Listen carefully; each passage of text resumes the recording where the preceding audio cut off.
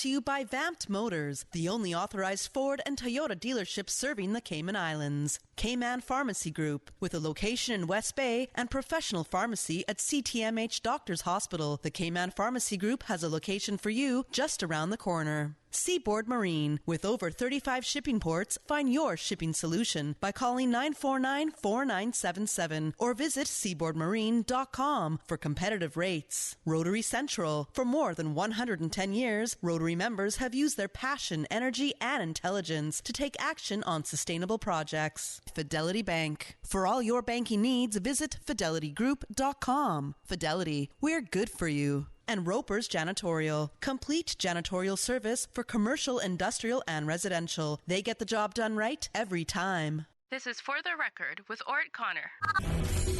Coming to you live from Radio Cayman Studio. For the record. For the record. For the record. Hear from your government officials, independents, and the opposition on issues that matter to you. For the record. Engage in an open dialogue between residents and lawmakers. For the record. For the record. For the record.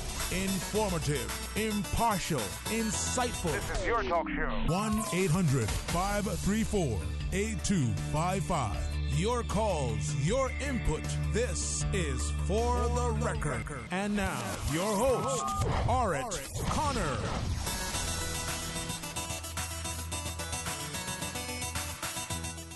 Good morning and welcome to For the Record. Today is Wednesday, the 24th day of July 2019. I trust that everyone had an enjoyable evening.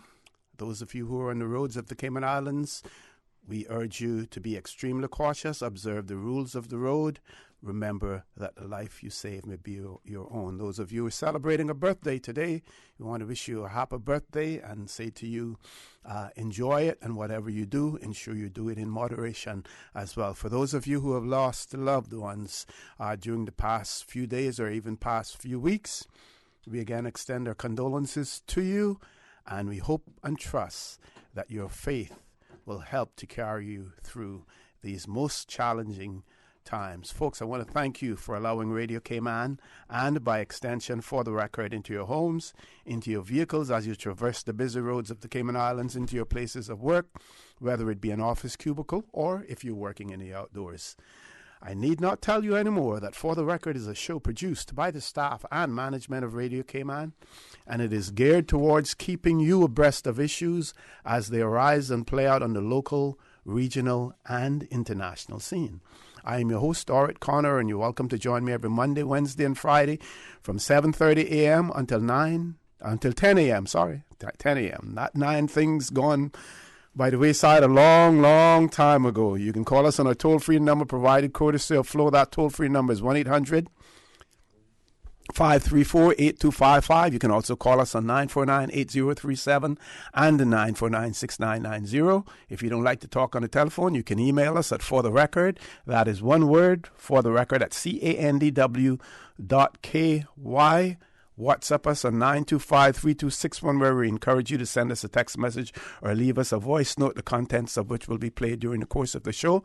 And, of course, you can follow us on YouTube simply by subscribing to Radio Cayman live stream. As I mentioned, today being the 24th, several things happening today.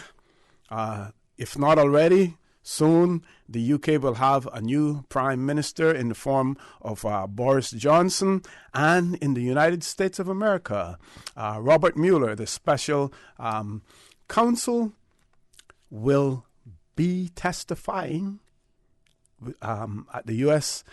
Congress today. I think the Intelligence Committee, he will be with them, and there's another committee as well, two of the committees that he will be testifying.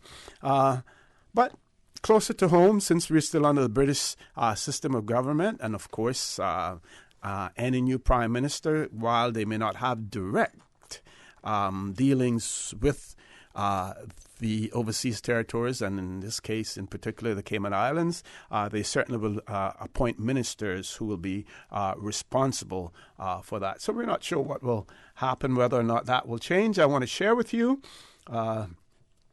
an article from BBC yesterday that I found very interesting, and it says, Boris Johnson, what can the new Prime Minister expect on his first day? And it says in charge of a budget of around £800 billion, the UK's 150,000 troops, and the power to press the nuclear button, it is a role that carries supreme responsibility. Like starting any new job, however, the new administrative task must be completed before they can get to work.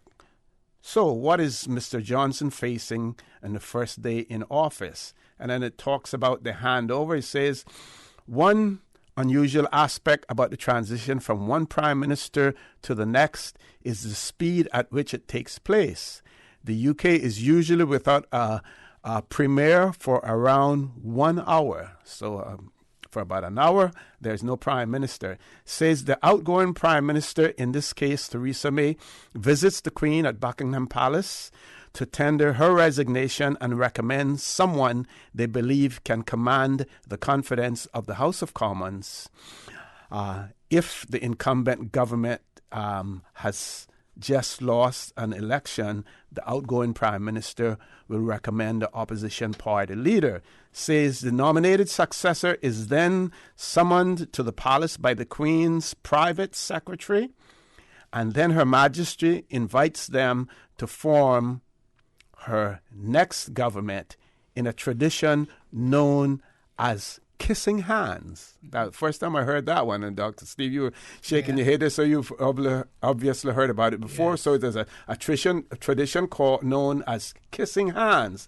It says just before his appointment, former Labour Prime Minister Tony Blair was told by a Buckingham Palace official, you don't actually kiss the Queen's hand in the ceremony of kissing hands. You brush them gently with your lips, but it is thought a handshake will suffice. Addressed as Mr. or Mrs. before entering the Queen's quarters, they leave with the formal title of Prime Minister thereafter. And it goes on to say that Mr. Johnson will become the 14th Prime Minister to serve under the Queen. Winston Churchill was the first. And then it goes on to talk about that while the world's media will wait back at Downing Street, a much enhanced security convoy and an armoured bulletproof Jaguar, the Prime Minister's official vehicle, is on hand to whisk the new Prime Minister to their new home. Heading straight to the lectern, already in position, the new Prime Minister makes their first speech in the rote. The words used can come to define the philosophy of a premiership. So a lot of pomp and ceremony, pomp and circumstance around the UK and its tradition. In the studio with me, we have Miss Teresa Pitcairn and Dr. Steve Macfield. Good morning. Welcome to For the Record. You can do your introduction, and I will welcome any comments on this change good morning, Mr. in leadership for the in the record. UK. And good morning, Miss Teresa Pitcairn. It's good to see you back again from all your travels to be with us this Wednesday morning. And good morning to all your For the Record listeners locally and those that are listening to you in North and South America. And even in Europe, I understand you got listeners listening there also. Yes. Right. Steve, morning. So I'm not napping, but so I'd like to just share exactly what Doc just extended to you, Mr. For the Record, as he calls you, OC, and also thank the listening audience for giving us an opportunity to share a conversation with them.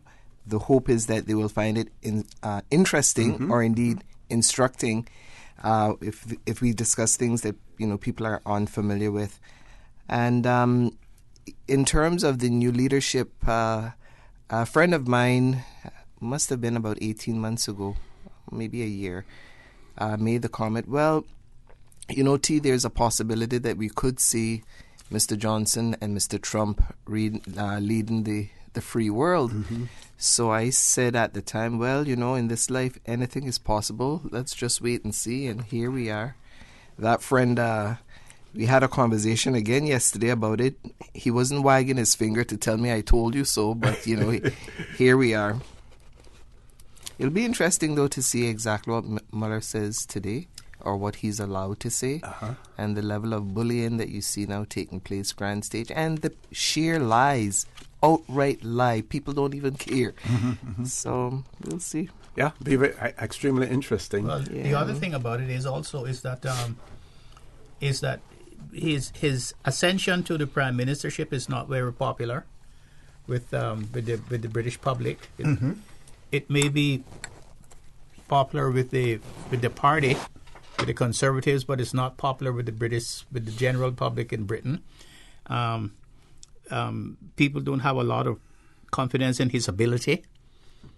They usually refer to him as Boris the Clown, and another thing that it brings is that you notice that his acceptance speech and stuff, his mate was not there, and that's because he lives with someone.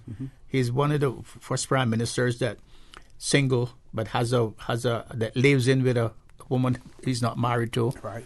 And that is raising some concerns in the among the church Christian people in the UK about the morality of that relationship.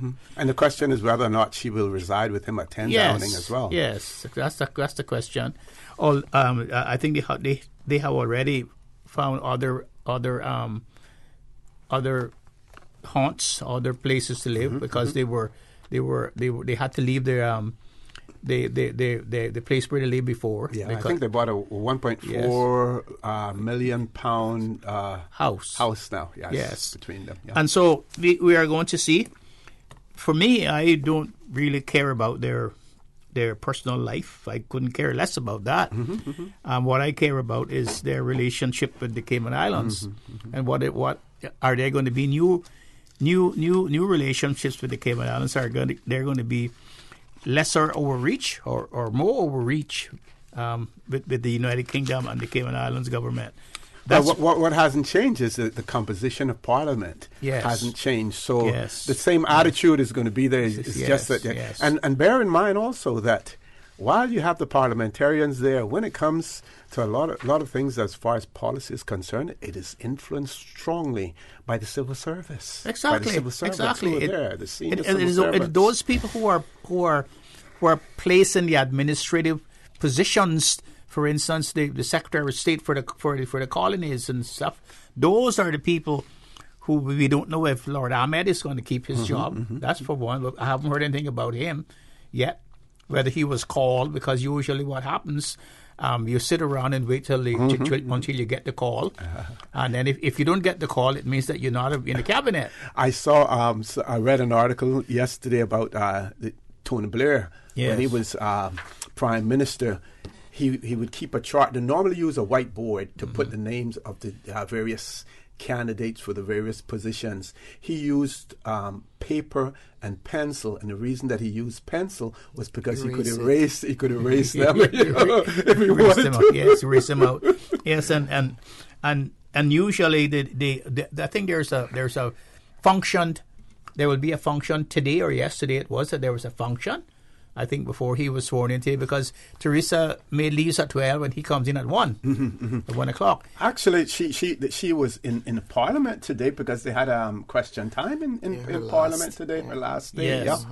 And so it's a lot of jockeying with potential ministers' wives. And other ministers' wives. I was reading a book one time called First Among Equals by Jeffrey Archer. Yes. And he was relating what happens behind the scenes when a new prime minister comes in, and what happened to the wives. They're all jockeying for position. There was one incident where the couple, the man who was supposed to be chosen for the deputy prime minister's job, the other wife of the other arrival didn't like her, and so while she was speaking, she dropped a lot of coffee and stuff on her dress and stuff, so that she had to leave the function to go home to change. So she thought that they would step up front to be seen to get the eyes of the people who would support their appointments. Okay. So it's not easy, but one thing about the British system, the Prime Minister has lost his seat. The Prime Minister is dead. Long live the Prime Minister.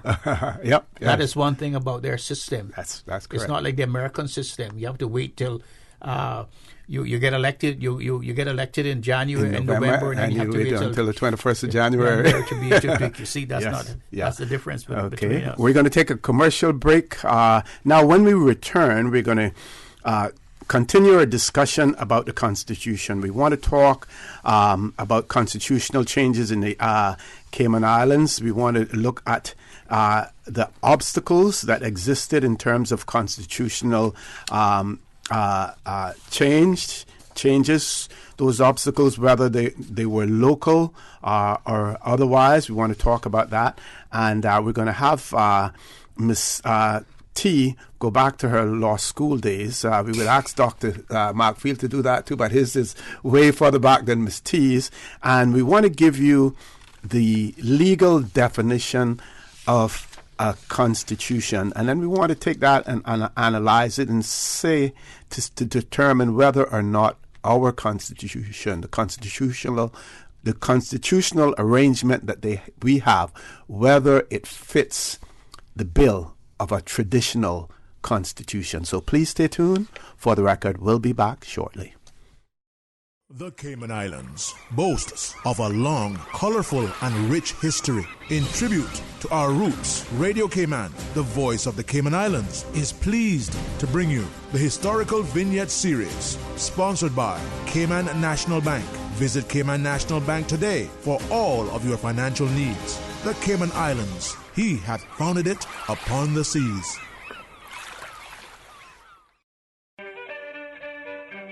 Since its early beginning, the Cayman Islands tourism product has targeted middle to upper class segments. In 1949, Benson Greenwald, a wealthy British visitor, began construction on the empty West Bay beach of the Galleon Beach Hotel with 12 rooms. Greenwald was instrumental in the passage of the Caymanian Hotel Aids Law of 1950, which provided exemptions from import duties and taxes for anyone building a hotel with more than 10 rooms.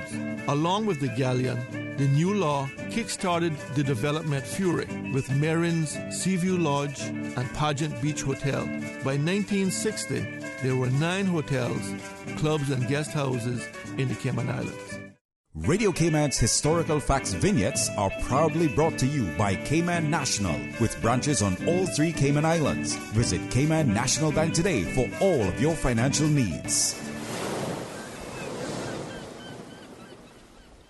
When you need stability, think Business of the Year. Considering a new career opportunity, think Best Place to Work. When dependability matters, think Outstanding Workforce.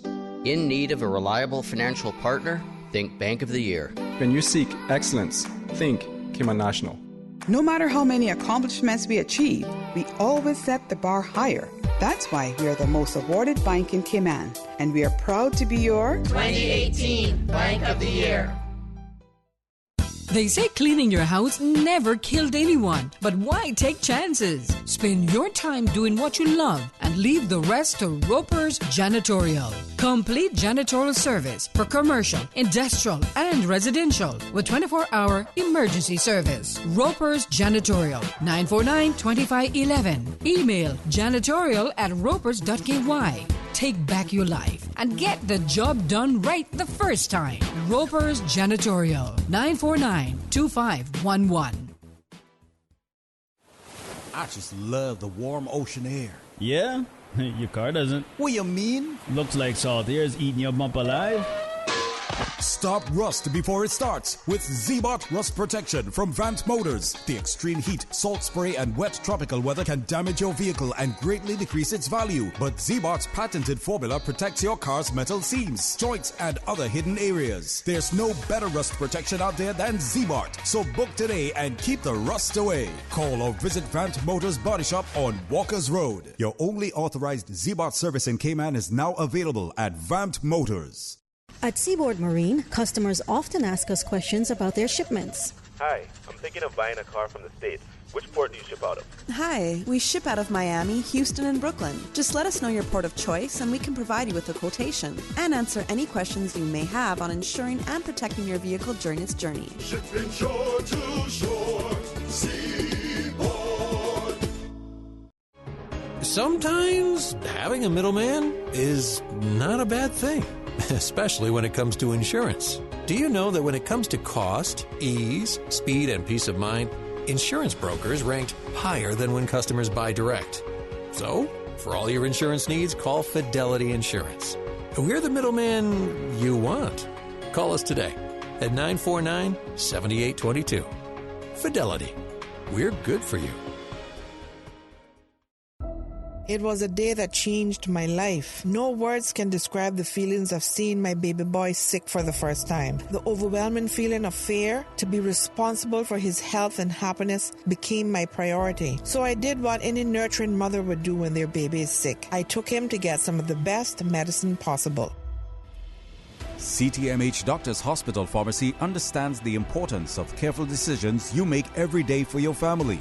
Our staff work towards healthcare excellence and providing the most current and up-to-date training with pharmaceutical care, so you can feel confident in knowing that your family is safe with the right medication. At CTMH Doctors Hospital Pharmacy, we take care of your health.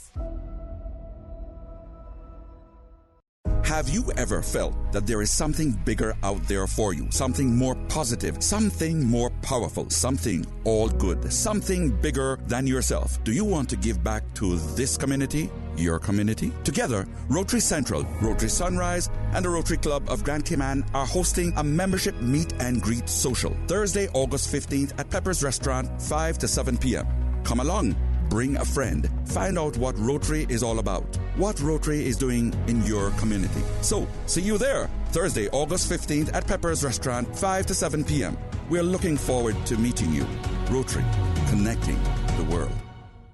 System 1 loaded. 1-800-534-8255. What is on your mind when it comes to the government, independence, and the opposition? Issues that matter to you. 1-800-534-8255. Waiting to hear from you. For the Record. This is For the Record with Orrett Connor.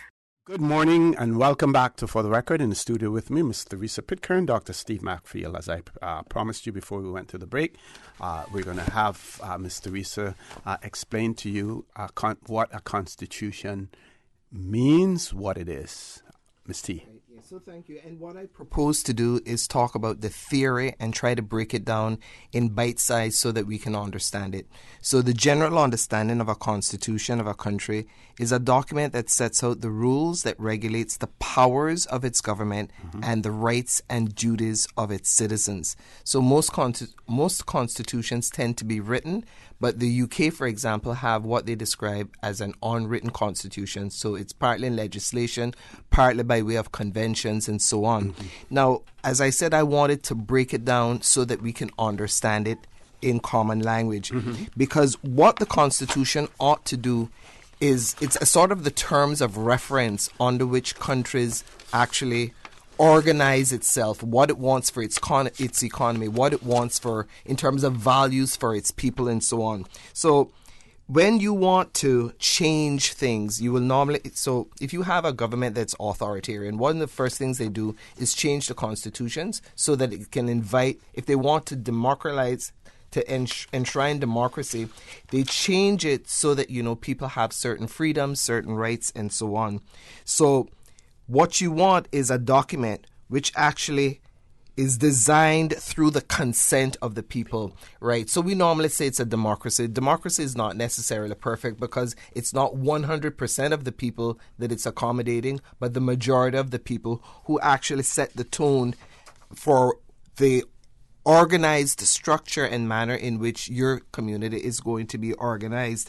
What the Constitution also ought to do is to promote the values that it wants to reflect in the community. We were just speaking about Mr. Trump and now Mr. Johnson, and Steve alluded to some of the values that he holds personally in his private life.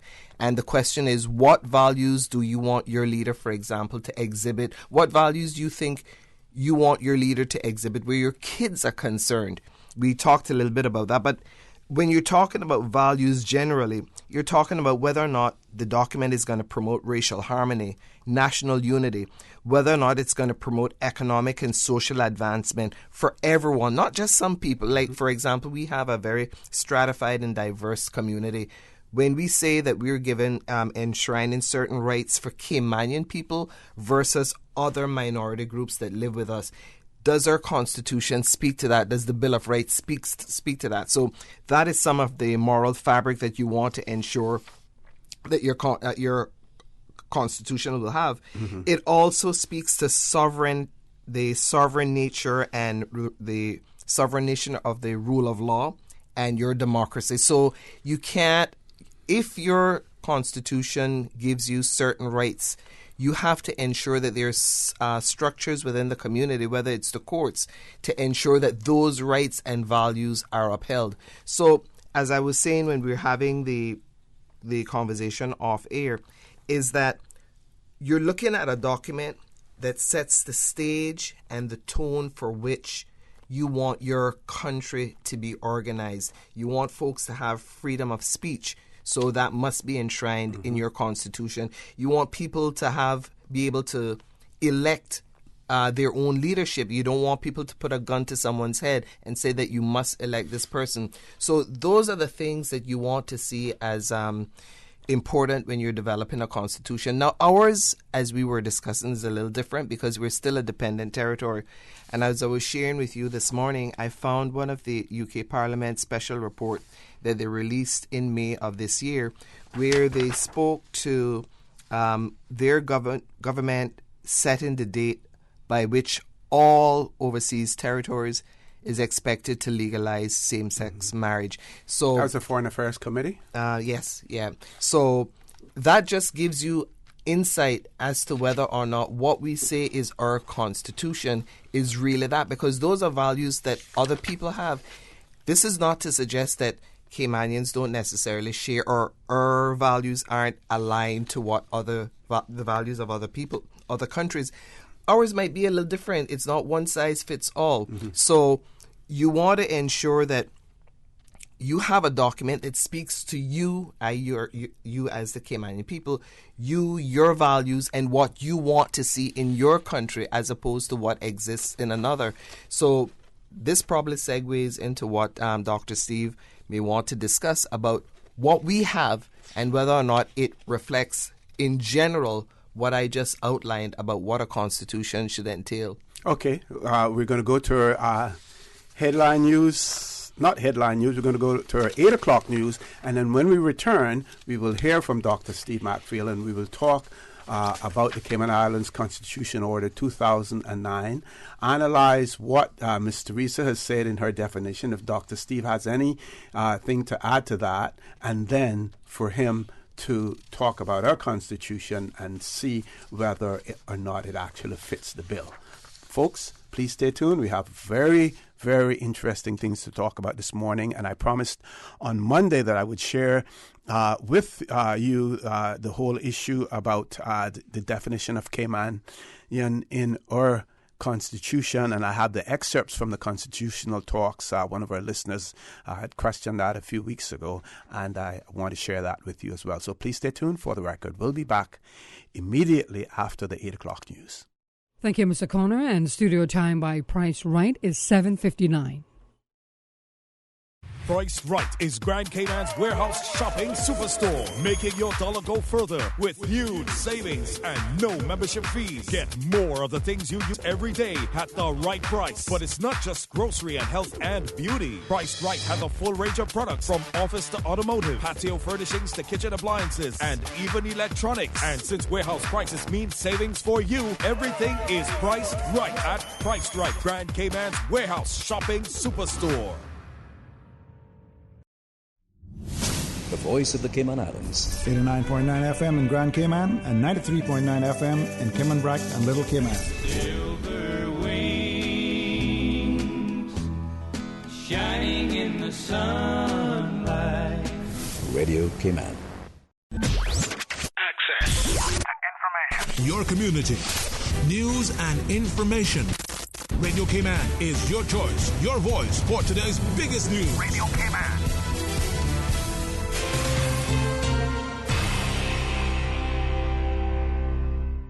Tourism pioneer Atlee Bodden is the 2019 Lifetime Achievement recipient for this year's Stingray Tourism Awards hosted by the Cayman Islands Tourism Association. Mr. Bodden was among 89 people recognized Tuesday night at the Rickles Annual Awards Gala, the highest number of nominations ever received. The annual awards recognize individuals who've contributed significantly in their roles and the Cayman Islands tourism industry as a whole. Other awards include the Rising Star Award, which was given to Alicia Davis of Luxury Cayman Villas and Gay Morris of Pirates Point Resort for long service, Diamond Award, 40 years in the industry. Make sure to keep it locked to Radio Cayman as we bring you more information throughout the day. The Elections Office has received more than 60% of the verification forms needed as they work to confirm signatures on a petition for a People's-initiated referendum on government's proposed cruise berthing facility. As of 9 p.m. Monday, just over 3,200 verification forms have been received of the 5,600 submitted by Cruiseport Referendum Cayman. Find the latest information at elections.ky. And in other news,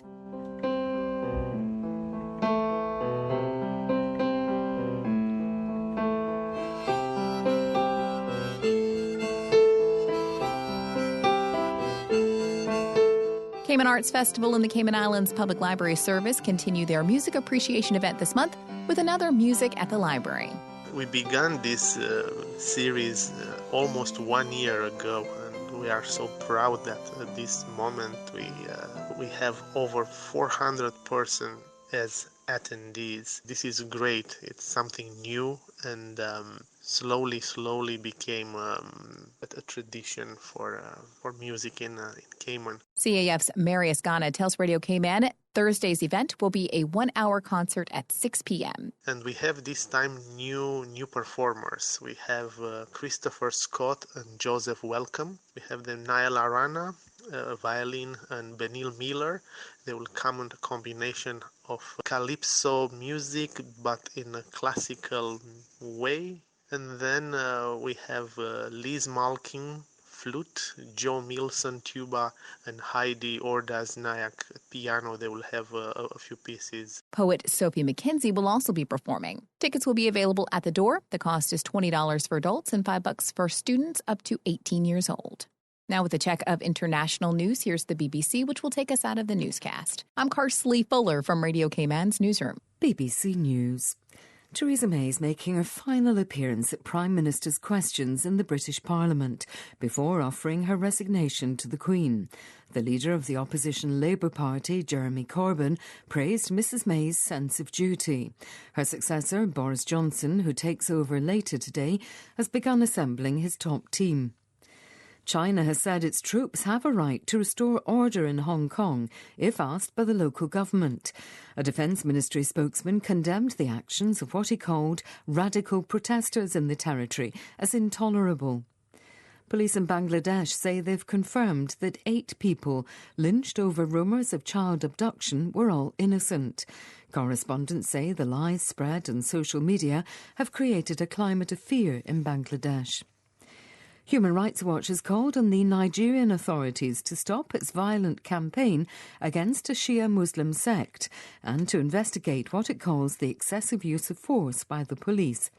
On Monday, 11 protesters from the sect were shot dead in the capital Abuja. The official who investigated Russian interference in the last U.S. presidential election, Robert Mueller, will give evidence in public today to 2 congressional committees. Democrats want to question Mr. Mueller further on why he could not clear Mr. Trump of obstructing justice. The Indian businessman Pramod Mittal has been arrested by police in Bosnia on suspicion of fraud and organised crime. Mr. Mittal, the younger brother of the steel magnate Lakshmi Mittal, heads the board of a local coke production plant. Scientists have found that the proverb "an apple a day keeps the doctor away" may be true as long as you eat the seeds. The researchers discovered that a typical apple can carry more than 100 million bacterial cells, which could promote a healthier gut. BBC News.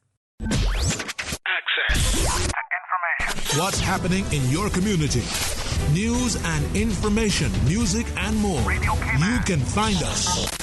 www.radiocayman.gov.ky. Like us on Facebook and follow us on Twitter. Radio Cayman is your choice, your voice for today's biggest news. Radio Cayman.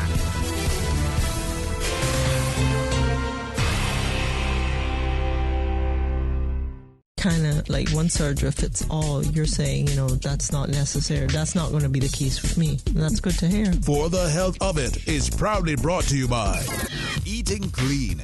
Wake back up to quality foods with eatingclean.com. That's clean with a K. EATINGKLEAN.com.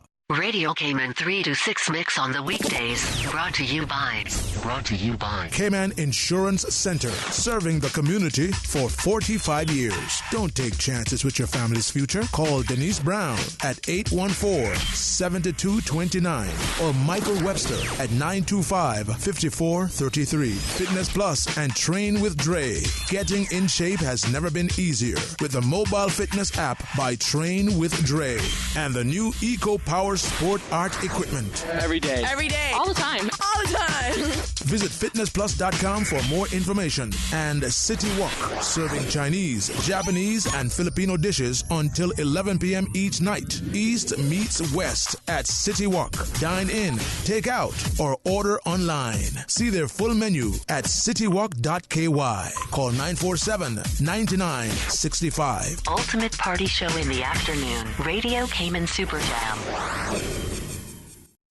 The Weather Report is proudly sponsored by Super Stitch Sewing and Fabric Center, your one-stop household store at 39 Pasador Place, Smith Road. Still offering the best prices in town. Call 949-2833 or go to superstitch.com.ky. New stock has just arrived at Super Stitch. Now don't take my word for it. Drop by and see for yourself.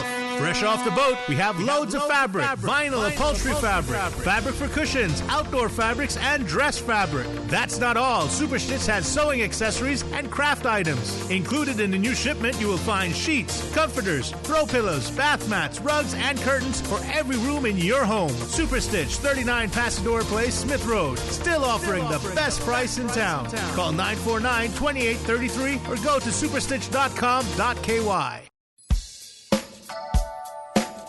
Good morning. Time now for the latest weather report. Current temperature is 84 degrees. Relative humidity is 79%. Barometric pressure 30.00 inches and rising. The wind is east at 4 knots. Overnight low temperature was 80 degrees. Synopsis indicate isolated showers are expected over the northwest Caribbean associated with a weak tropical wave. Some showers may spread across the Cayman area today as the wave moves over the western Caribbean. Radar images show isolated showers in and around the Cayman area moving west. Now the forecast for today and tonight calling for partly cloudy skies with a 30% chance of showers and possible thunder. And temperatures will be in the low 90s today and will fall to the upper 70s tonight. Winds will be east to southeast at 5 to 10 knots, and seas will be slight with wave heights of 1 to 3 feet. Low tide will be this morning at 9:21, high tide this afternoon at 4:29, and a low tide again tonight at 10:13. The sun will set this evening at 3 minutes after 7 and will rise tomorrow morning at 6. And the outlook through Friday morning is calling for similar weather conditions as a second tropical wave is expected to move over the Western Caribbean.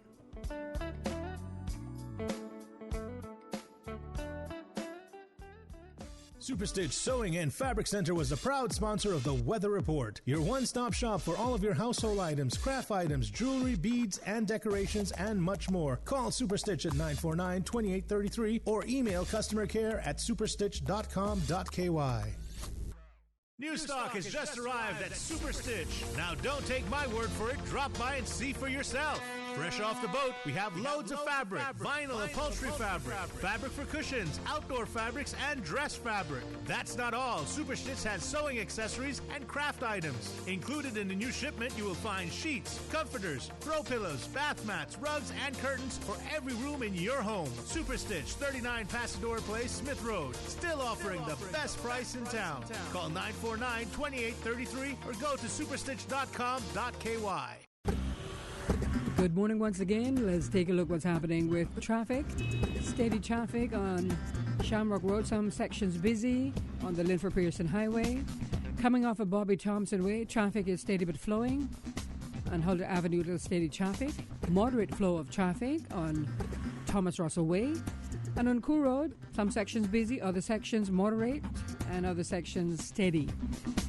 Slight delays expected. On Godfrey Nixon Way and on Eastern Avenue, traffic is moderate. Traffic flowing pretty good on Owen Roberts Drive, and coming from the West Bay four-way stop, light to moderate traffic flow. And traffic is moderate on North Sound Road. That's the very latest on your traffic. Join us again at about 10 minutes after 12. We'll update you traffic-wise. Remember, 10-2 on the steering wheel. Have a good morning and buckle up. Traffic congestion is bad for your mental health, bad for your wallet, and bad for the environment. Did you know that Cayman's carbon emissions per capita are nearly 4 times that of Europe, according to worlddata.info? Empty car seats are a wasted resource and contribute to traffic congestion. Carpooling is socially and environmentally friendly and can save you up to $1,000 per year in fuel and upkeep. Visit the Ministry of Commerce, Planning and Infrastructure Facebook page for more tips on energy-efficient commuting and be an energy advocate. Hey Cayman, this is Caitlin Tyson, your Miss Cayman Islands Universe 2018. It's that time again, so come out and meet your favorite contestants at this year's sashing ceremony. Each of the ladies will have the chance to connect with you and share their personal stories featuring their sponsors. Friday, the 26th, starting at 6:30 p.m. at Grand Old House. Admission is free. We'll be unveiling all of this year's sponsors for the 2019 Miss Cayman Islands Universe contestants. Mix, mingle, and show your support for your district. We hope to see you there. When a storm is approaching, be sure to not only stock up on drinking water, but also non-drinking water. This is water that can be used for cleaning and washing. You can store non-drinking water in clean bathtubs or other large sterile containers. Visit the Water Authority's website, www.waterauthority.ky, or follow us on social media for more hurricane preparedness tips. The 8:12 a.m. Weather Report, Monday through Friday, is proudly sponsored by Superstitch Sewing and Fabric Center. Superstitch Sewing and Fabric Center is your one-stop shop for all of your sewing and alterations, fabrics, household items, craft items, jewelry, beads, and decorations. Call Superstitch at 949-2833 or email customer care at superstitch.com.ky. Superstitch, located 39 Pasadora Place, Smith Road, still offering the best prices in town. For the Record with Orrett Connor. Initiating system. For information that matters. For the Record with Orrett Connor. Continues right now on Radio Cayman. Good morning and welcome back to For the Record. In studio with me, Ms. Teresa Pitcairn, Dr. Steve McField. We're hoping that the Honorable Mayor Lawrence will join us as well. We know that normally she will get caught in the traffic, so we normally expect her after 8 o'clock. I trust that that she's going to join us this morning. So Doc, we got the definition from Miss Teresa. I want you to break it down now in terms of looking at our 2009 Constitution, and let's see whether or not it fits the traditional bill. Well, I'll tell you off the bat, it doesn't fit the traditional bill. I knew it. Because let's go back to what Ms. Pitcairn said about constitutions. It's a document from the people that embodies the political, social, religious, and historical life of the people in a body, in a document. It's a guideline. It's the highest law of the land of a people. It tells you, it separates the people from other jurisdictions. Our constitution that we have is not the same as that definition that Ms. Pitcairn gave, because it's what we call a colonial constitution. It's not really a constitution at all. If you look at what it says it's an order in council.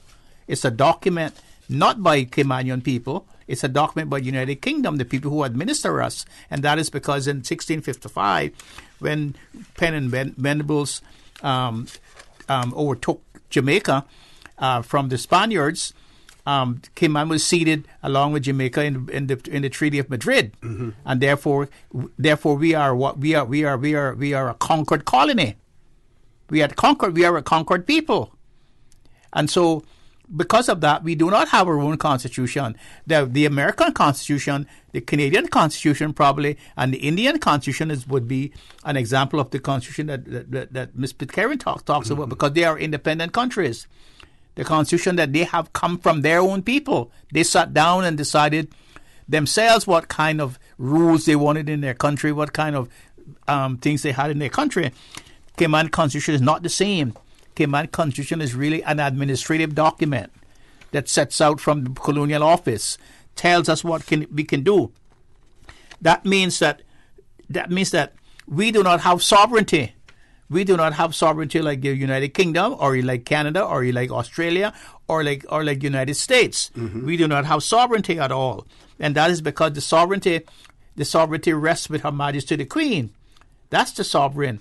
We are just a legislature that the Constitution gives us the power to hold. And if you look at the Constitution, it sets out the administrative procedures of how the Cayman people should be governed. Another thing is that we are not an independent administration. The administration here is by our Constitution is controlled by the Foreign Commonwealth Office. The governor is the chief administrator in this country. He's the chief executive in the country, and the cabinet is only. And if you look at the Constitution, what it says is it's the Queen's cabinet. It's not the Caymanian people's cabinet. And even our oath of office is not to Caymanian people. It's to Her Majesty and her heirs forever. Second, another thing is the legislative branch of government. That a lot of people don't understand that the legislature gets his power from the Constitution. It says there shall be a legislative assembly for the Cayman Islands.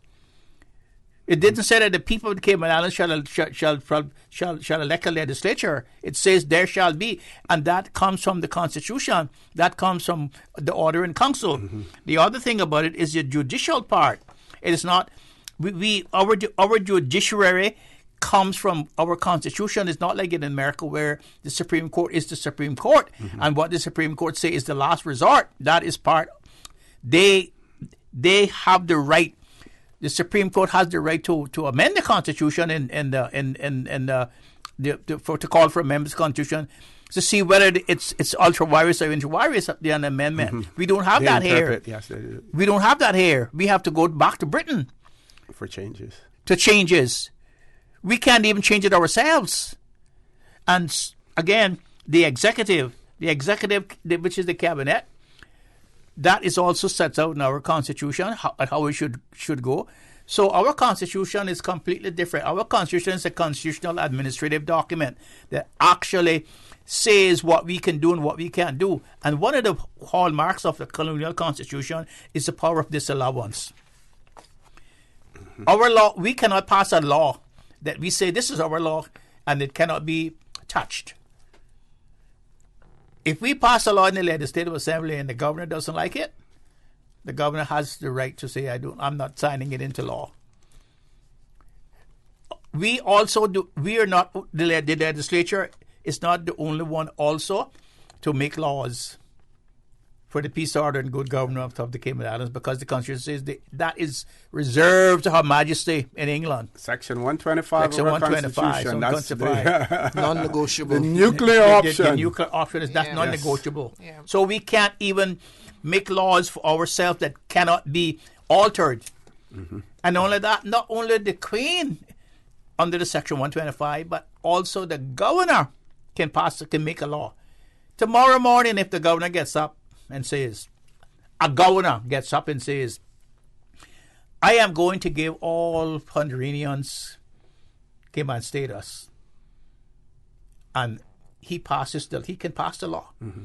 It's normally done under instruction from the it doesn't matter FCO how it's done, but the Constitution said he can do it. But he wouldn't normally take the personal initiative to do. But we don't know. That has never happened before, but it can happen. That is the power that it's in the document. That is the most important thing. It is in the document. Yes, yeah. And what's in the document can be used. When you buy guns, you buy them not to keep in your house, you keep them to use at some particular time. And the problem is that they can use that nuclear option, so that a governor can get up tomorrow morning and say, I want this law, and send a law down to the Legislative Assembly. He can write a law and send it down to the Legislative Assembly. And the members can say, well, I'm not passing this. Mr. Ezard and Mr. Soku and Mr. Ardenson say, we're not doing this. Even the Premier can say, I'm not passing this law. It has happened before. Right? And the governor can pass it himself. Yeah. Mm-hmm. Governor can sign it into law himself. Mm-hmm. And this happened before with the funds to prosecute the case. Mm-hmm. You remember that case? Was it Tempura? Tempura, where the government went into Treasury and took the money himself to pay the debt that the legislature refused to pay.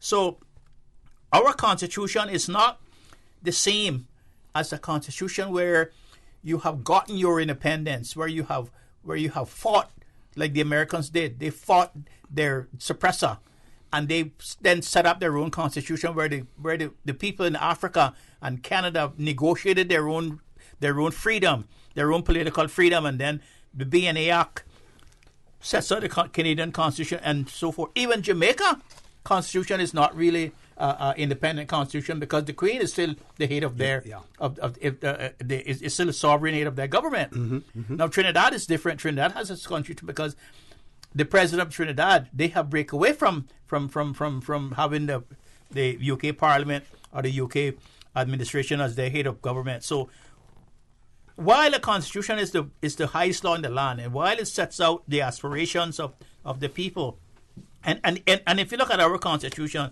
So that I don't. If you look at our Constitution,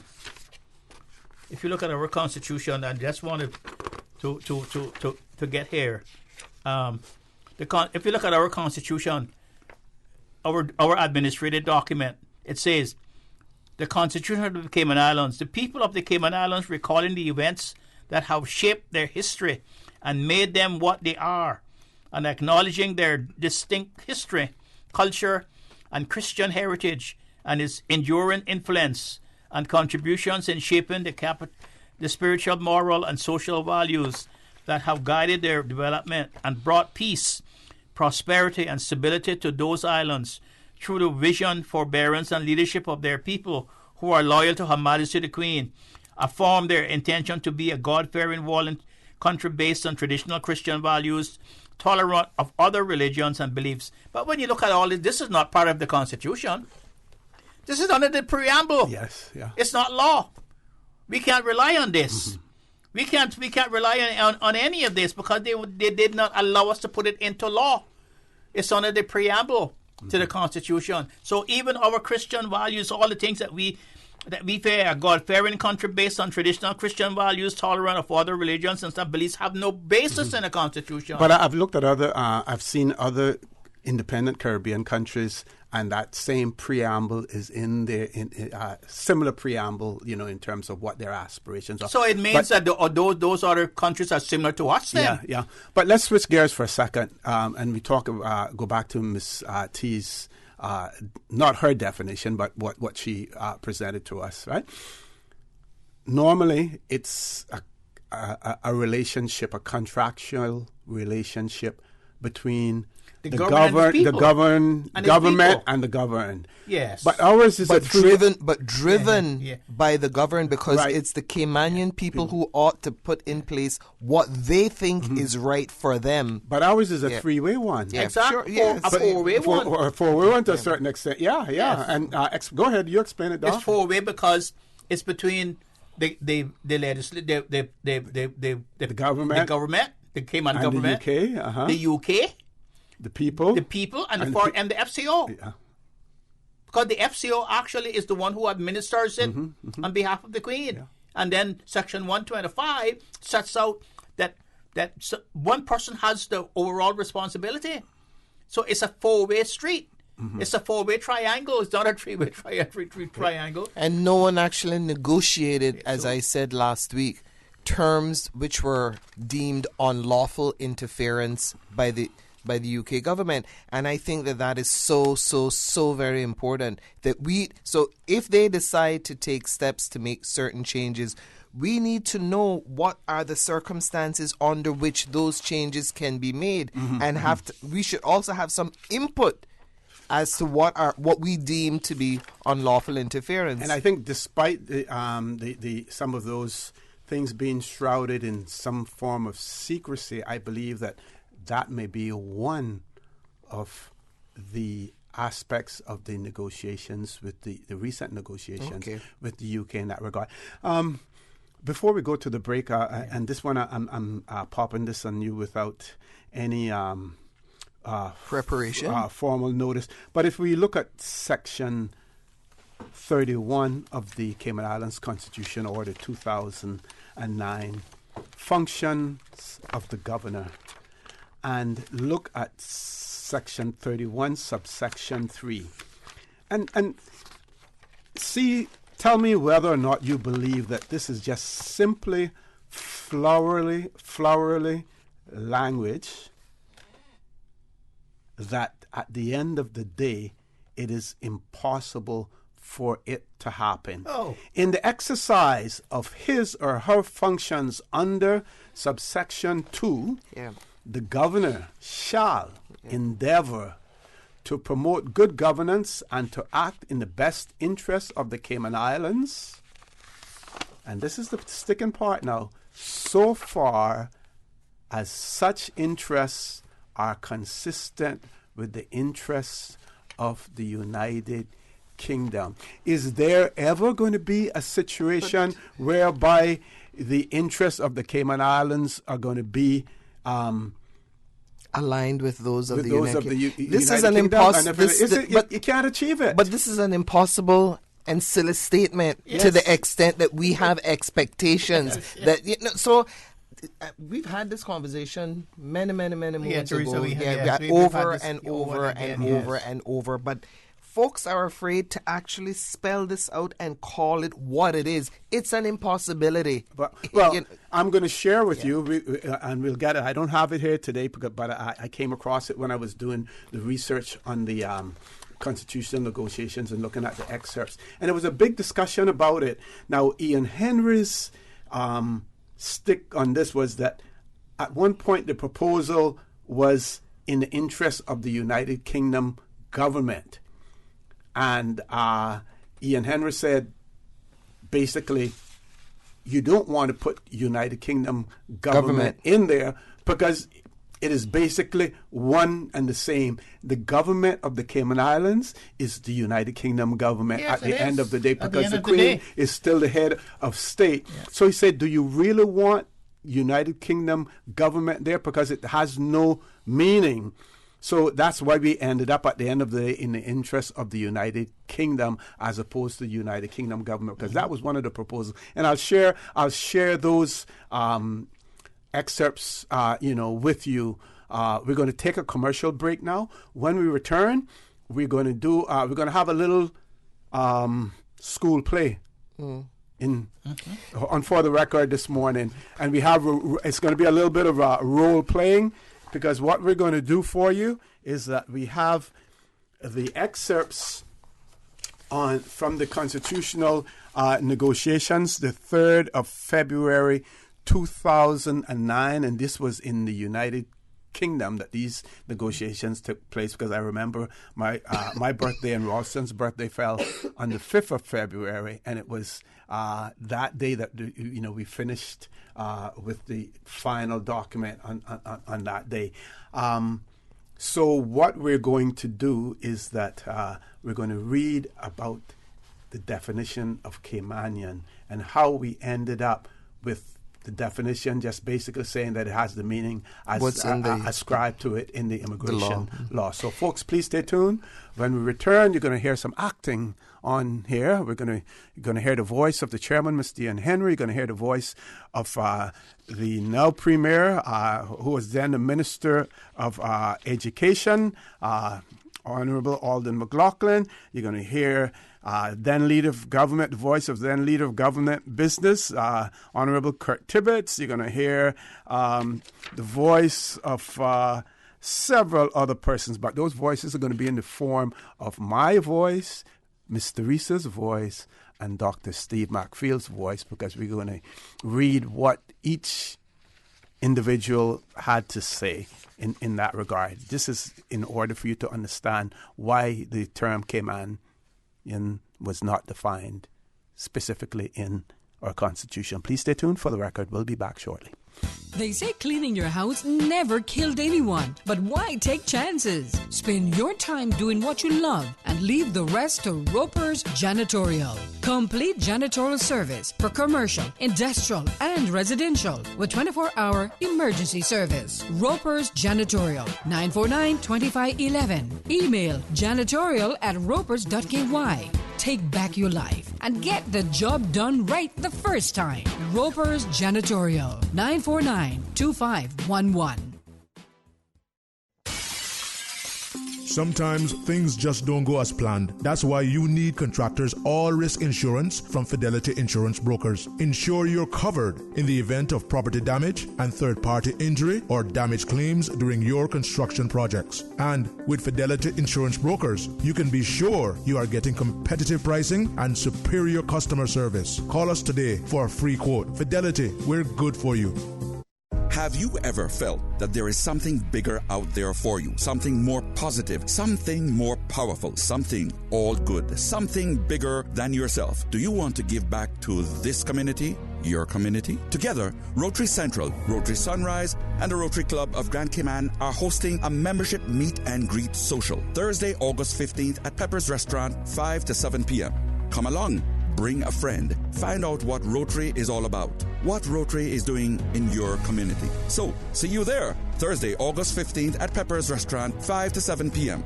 We're looking forward to meeting you. Rotary, connecting the world. If your business is over here, but your customers are over here, adding more yellow to your business will bring you both right here. With everyone searching yellows, print, online, and a mobile app, getting your business noticed is easier than ever. Book your consultation today at findyellow.com. Hey, are those new glasses on Will? Yeah, we went to Optical Outlook. Wham, bam, easy exam. Finally, an exam he could pass. And we had the glasses the next day. Easiest part of our back-to-school shopping for sure. Book your child's eye exam today at Optical Outlook. Call 746-2020. Get half off a complete pair of glasses with any student's eye exam now until August 31st. Come see the difference with Optical Outlook, located in Caymanian Village. System 1 loaded. 1-800-534-8255. What is on your mind when it comes to the government, independence, and the opposition? Issues that matter to you. 1-800-534-8255. Waiting to hear from you. For the record. This is For the Record with Orrett Connor. Good morning, and welcome back to For the Record. In the studio with me, Dr. Steve McField, Ms. Teresa Pitcairn. Excerpts from the constitutional negotiations that took place on the 3rd of February 2009. The chairman, he says, this is in addition to the 10 outstanding points listed in the note on page 1, and I am aware of 3 points in addition to those 10. One is the appropriateness of keeping references to Caymanian status, bearing in mind the latest immigration law, which, as I understand it, does away with Caymanian status and simply has one category of belonging, which is Caymanian. That is my understanding, but it would be interesting to hear your views on that. We can come back to that in a moment. And then Mr. McLaughlin replied, Mr. Chairman, if we might move on, if you could talk a little bit about the Cayman Islands status, the Caymanian point. I'm having a note sent to me by one of my lawyer friends who specializes in immigration on this. But having discussed it with him and having thought about it myself, I think the easiest way to deal with this is to put a definition in which says that Caymanian has the meaning ascribed to it in the immigration law, or whatever the correct and then inaudible of that. Because the law has a saving provision, which is save persons who were granted Caymanian status, so I am pretty sure it will be fine. Then we can change all references to Caymanian status throughout the document to simply Caymanian. And then the chairman goes on to say, that was the conclusion we reached. So, for example, on page 82, we will change the definition of Caymanian to read, Caymanian has the meaning defined in or ascribed to it in the immigration law of the Cayman Islands for the time being in force. The rest of the definition, as it now is, would be deleted so that it would simply say Caymanian has the meaning ascribed to it in the immigration law of the Cayman Islands for the time being in force. The definition of Caymanian status would be deleted, and we would do the same thing in Section 29 for the right definition. Mr. Tibbetts. So Mr. Tibbetts, and former member of the House, Mr. Tibbetts, he said, well, Mr. Chairman, if you would forgive me, can you just run that by me one more time? And the chairman says, yes, sure. On page 82, Section 123, the definition of Caymanian would be changed. All the stuff about a person who possesses Caymanian status, which is, something was inaudible there, would be deleted. Instead, it would simply say Caymanian has the meaning ascribed to it in the immigration law of the Cayman Islands for the time being in force. And then Mr. Bullock ascribe to it? And the chairman then says, you could say defined. And Mr. Bullock can say ascribe is a nicer word. And then the chairman says the definition underneath Caymanian, which is Caymanian status, that one would be deleted all together. The Speaker then says, Mr. Chairman, the entire application for the time being in force. That means at the time of bringing the Constitution.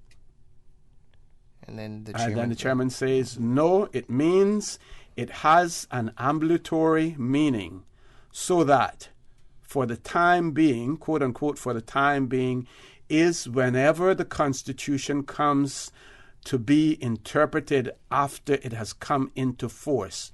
For the time being in force.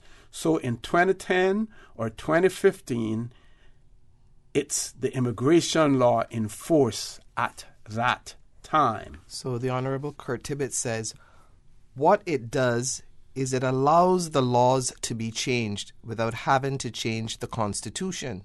In other words, 10 years from now, that definition may change in the law, but the Constitution will still be valid because it will be for the law at the time being in force.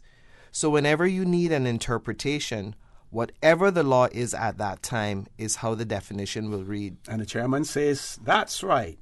So we would have to do the same thing in Section 28, on page 30. And Honorable Kurt Tibbet says, Mr. Chair, are we still under definitions? The chairman says, yes, we have to do the same thing on page 30. Caymanian, delete the words or Caymanian status has the meaning ascribed to it in the immigration law of the Cayman Islands for the time being in force. And then to complete the job, I have made a note of all the references to Caymanian status. And if you would like me to tell you where they are, should I do that? Because we need to delete all references to Caymanian status. Shall I tell you where they are? Mr. McLaughlin, no. And then the chairman says, you are going to leave that to me? Mr. McLaughlin, I will. And then the chairman says, I will delete all references to Caymanian status. So the result will be this draft constitution, when amended in this way, will refer only to Caymanian. There will be no longer any references to Caymanian status, and the justification for doing that, as I understand, is the latest immigration law provides that people who before the law had Caymanian status become Caymanians for the future, so that the old definition, Caymanian status, is gone, and it would therefore be silly for the new constitution to refer to a status which has been abolished by the immigration legislation. So if you need me to make the necessary changes, I will do that. But if you would like me to run through them, I can obviously do that, or we could do that at another time. Then the chairman goes on to say, the question is, as I understand it, Elio, would you like to say something? Because you asked me particularly. So the Honorable Elio Solomon responds as follows. I would like to raise, when the issue arose about the definition of Caymanian that was being made by reference to the immigration law, I think the particular term was in force at the time being, or time being in force. I raise it, and I also discuss the issue with my colleagues. I think we agree that the different positions on the issue. I want to stress, and I believe in large part, that we are here talking about the Constitution. I know the definition stated, talking about the attempting to make this Constitution as Caymanian as possible. With that now, to be the Constitution could consistently make a reference to the law in force at the time, along with the definition of Caymanian, means something dynamic. I know that some of the arguments has been raised is one that of the definition of Caymanian, and perhaps there is some need for it to be. And we should explain that these pauses are reflected in the what we're reading. Yes. Yeah. I stress that I believe in large part, that the Caymanian people is, as we have been attempting to do so all along in the Constitution by way of the preamble, is to, one, define who we are as a people and our culture, the culture and values, and that we have our own society, or that we have in our society. With that in mind, I raise the question as to why we would take the position of simply making reference to the law and not attempting to define it properly in the Constitution. Would agree perhaps some difficulty. I don't think we will be able perhaps to go over it much more long-winded than we have in the first place. The Constitution, I believe that's what the Caymanians would like to know. I think the argument being raised, for example, in terms of the Bill of Rights, is that the Bill of Rights should be in the Constitution. The argument always been because it should not be able to change willy-nilly. Yeah. If that's the case, I would like to define who we are as a people. It should also not be subject to being able to be changed willy-nilly. So I guess, why would we not attempt to define who we are in the Constitution, who we are as Caymanian in the Constitution? Mr. Bradley, then, who's the Crown?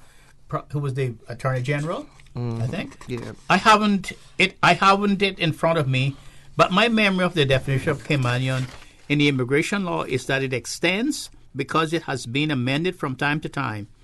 That is 4 or 5 times in my memory by amending laws, some of which made the criteria more strict.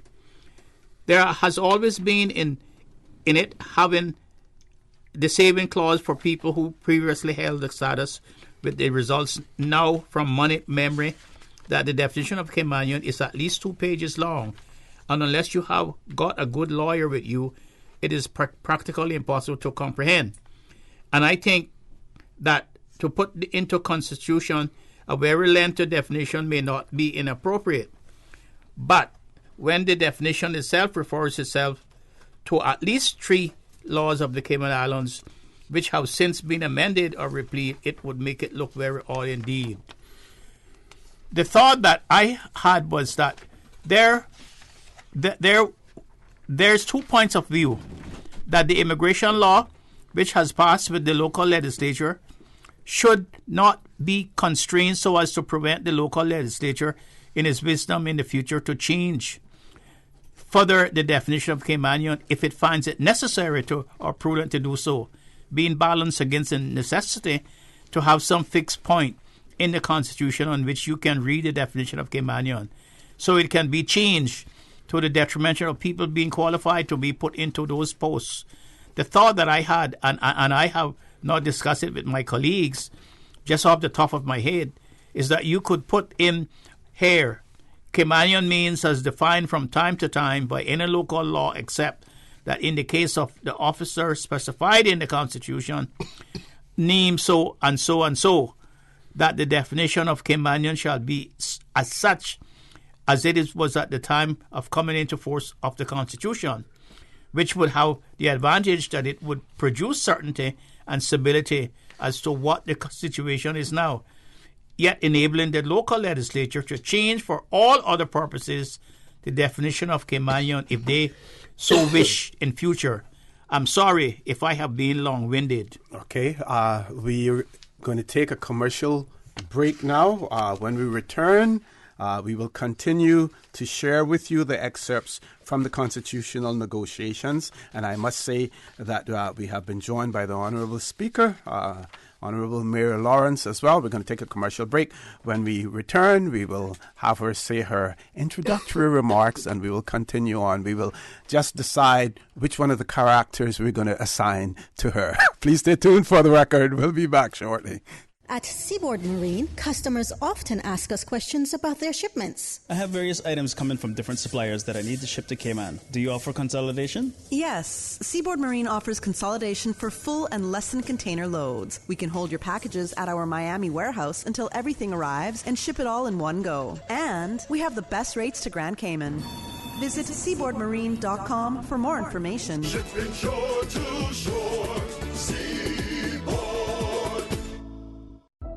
It was a day that changed my life. No words can describe the feelings of seeing my baby boy sick for the first time. The overwhelming feeling of fear to be responsible for his health and happiness became my priority. So I did what any nurturing mother would do when their baby is sick. I took him to get some of the best medicine possible. CTMH Doctors Hospital Pharmacy understands the importance of careful decisions you make every day for your family. Our staff work towards healthcare excellence and providing the most current and up-to-date training with pharmaceutical care, so you can feel confident in knowing that your family is safe with the right medication. At CTMH Doctors Hospital Pharmacy, we take care of your health. I've got some beautiful clothes. I know just where they go, Puritan Cleaners. Meet the world with Puritan professional launderers and dry cleaners. Call 949-7104 for opening hours at Puritan's Countryside Savannah, Elgin Avenue besides Off the Peg, and 337 Eastern Avenue. Drive through, rain or shine. Ask about Puritan's ongoing discounts plus free pickup and delivery. Call 949-7104. Puritan's 949-7104. Remember to discard all fresh fruits and vegetables, meats, all foods in canisters, dented, leaking or rusting cans after they have come in contact with floodwater. Also discard foods that are stored in cardboard boxes, paper foil, cellophane, and cloth, as well as those in open containers and packages. For more post-hurricane food safety tips, visit DEH website at deh.gov.ky. For the record, with Orrett Connor. Initiating system. For information that matters. For the record, with Orrett Connor. Continues right now on Radio Cayman. Good morning and welcome back to For the Record. In the studio, Dr. Steve McFeel, Ms. Teresa Pitcairn, and we're joined by the Honorable Mary Lawrence, former Speaker of the Legislative Assembly. Madam Speaker, good morning. Welcome to For the Record. Good morning, sir, and good morning to Grand Cayman and the Cayman Islands. Okay. So where we're at now, we're well, I was stuck in traffic, and I was really enjoying listening to you all. I didn't think you needed me here this morning. You're doing such a great job. I mean, why add more? We need some more characters, but you bring a lot to the table as well. Don't worry about that. But when you're reading about the definition of Caymanian, I mean, I don't know why it was not enshrined in the Constitution, because. Why are we being allowed to change this with every women fancy? We know how often the immigration laws change. Yes, my goodness gracious. We know how often that is changed. Somebody sneezes and everybody says, we got to put that in there. Well, we'll get a pretty idea of what everybody thought at the end of this these excerpts as well. Then Mr. McLaughlin went on to say, Mr. Chairman, I agree with almost everything Mr. Bradley says. Just that I add this bit. One of the big difficulties and part of the reasons why we have 2 or 3 pages to define Caymanian is because of the various means by which you can become Caymanian. There is Caymanian as a right because you have the historical connection to the island and because of your forebearers. There is Caymanian by grant. There are various ways that you can get to be Caymanian. There is Caymanian as a result of marriage, and they all have the same entitlements. There aren't categories of Caymanians except that if you are not Caymanian as of right, you may lose it if you do certain things or don't do certain things. So a definitive definition of Caymanians for the purpose of the Constitution is I believe next to impossible. Something we thought about long and hard. To your last point, Mr. Bradley, the way that issue has been dealt with in the current Constitution and the various amendments to it, that is to ensure that we limit those who qualify, in particular to stand for public office and to a lesser extent to vote, is by creating what are called qualifications, so that in addition to being Caymanian, you have to meet those various qualifications. If we go to the relevant provisions, which I am happy to, if necessary, you will see that it is extremely difficult, not impossible, but extremely difficult for anyone who is not a born Caymanian, in the sense that we understand that to be able to stand for public office even though they are Caymanian.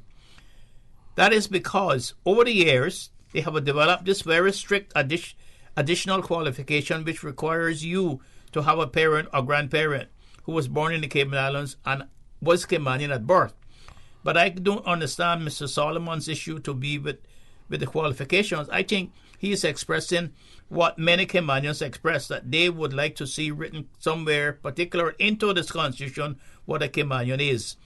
We have struggled with that for 9 or 8 years, and we have come to the conclusion that because of the way our system is set up, we could write the 2 pages in, but no one would understand it, so we wouldn't get the results that is being sought. And then the chairman, I just want to point out also that Mr. Michael Bradley was a part of the FCO's delegation. The Attorney General was the Honorable Samuel Bulgin, who was on the Cayman negotiating team, just to point that out. So the chairman says, sorry, there's just another option rather than writing 2 pages. At the moment, the way we left it earlier this morning was to have a sort of ambulatory definition saying Caymanian has the meaning ascribed to it in the immigration laws of the Cayman Islands for the time being in force. An option would be to say ascribe to it in the immigration law of the Cayman Islands at the commencement of this constitution, which would fix it so that you would then need to go and look at the immigration law in force at the time the Constitution comes into effect.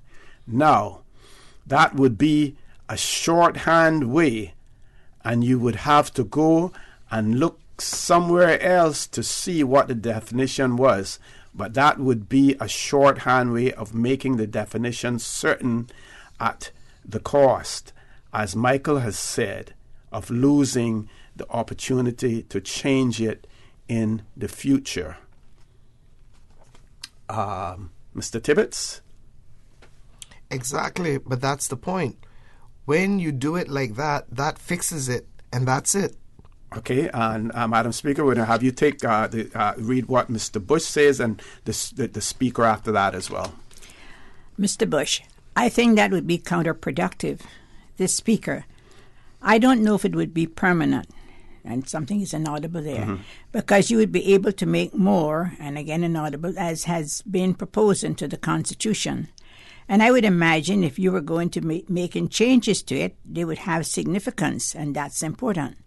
Then you should be able to sell it to the Caymanian people and say, again it's inaudible, the definition. Mr. McLaughlin. The great problem with that conceptuality is that you immediately set up the possibility of creating different categories of Caymanians, i.e., those who meet the definition in the Constitution and those who meet the definition in amended immigration legislation.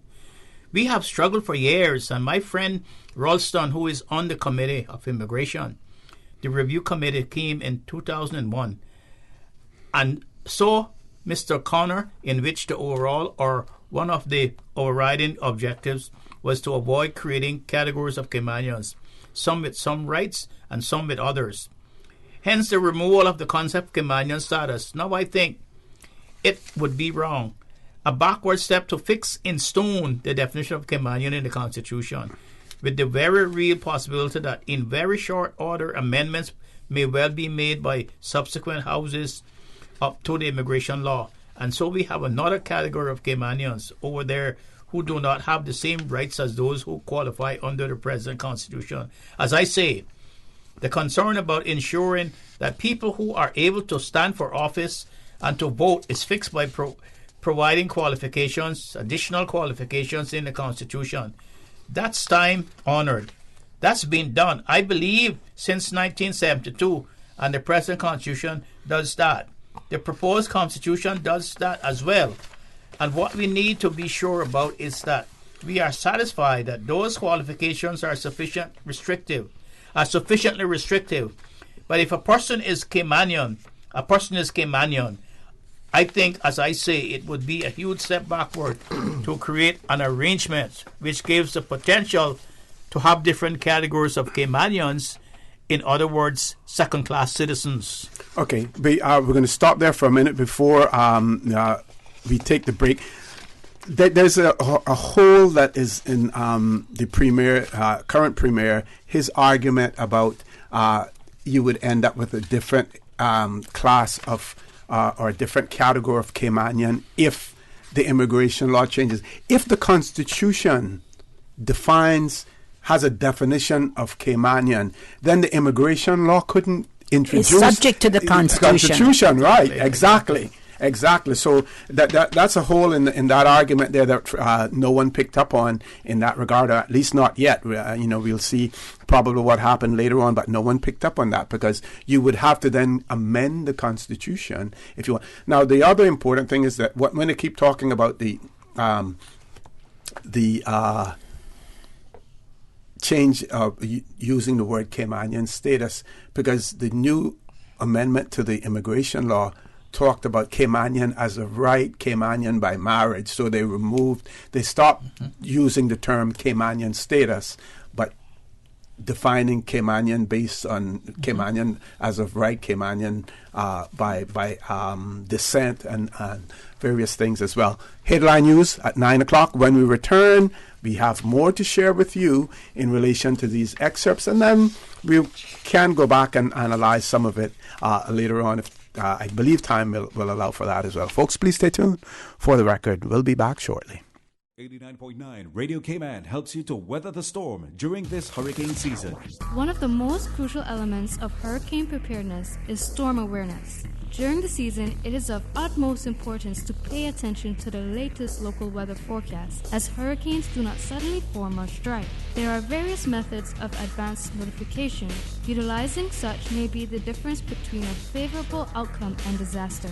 Both television and radio serve as excellent mediums with up-to-the-minute storm path information in the wake of a hurricane. Another method of tracking a hurricane may be only arm's length away. Your smartphone or tablet can be your most valuable tool before, during, and after a storm, providing countless numbers of apps with crucial hurricane information. Many apps allow you to track storms with moving radar and satellite imagery, plus offer alerts, current conditions, forecasts, advisories, and even video. This hurricane preparedness tip was brought to you by your community radio station, Radio Cayman, 89.9 FM.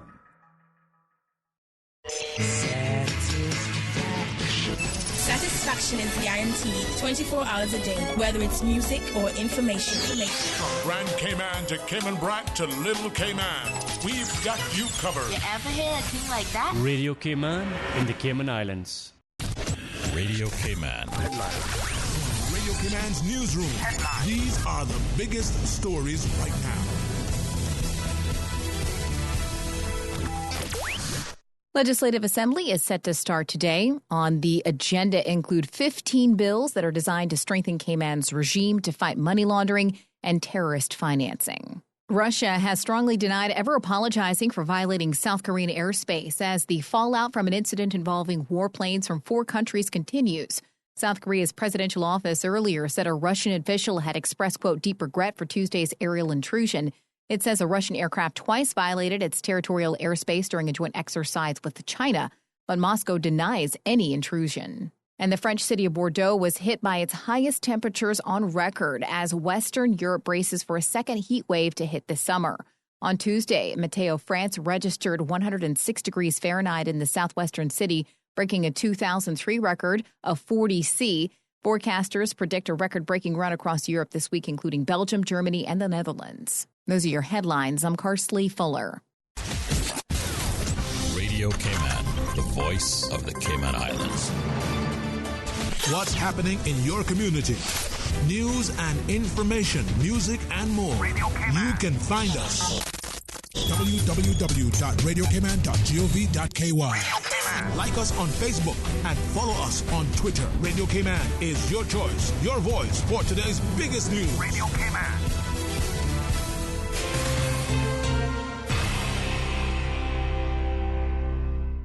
For the record, with Orrett Connor. Initiating system. For information that matter. For the record, with Orrett Connor. Continues right now on Radio Cayman. Back on.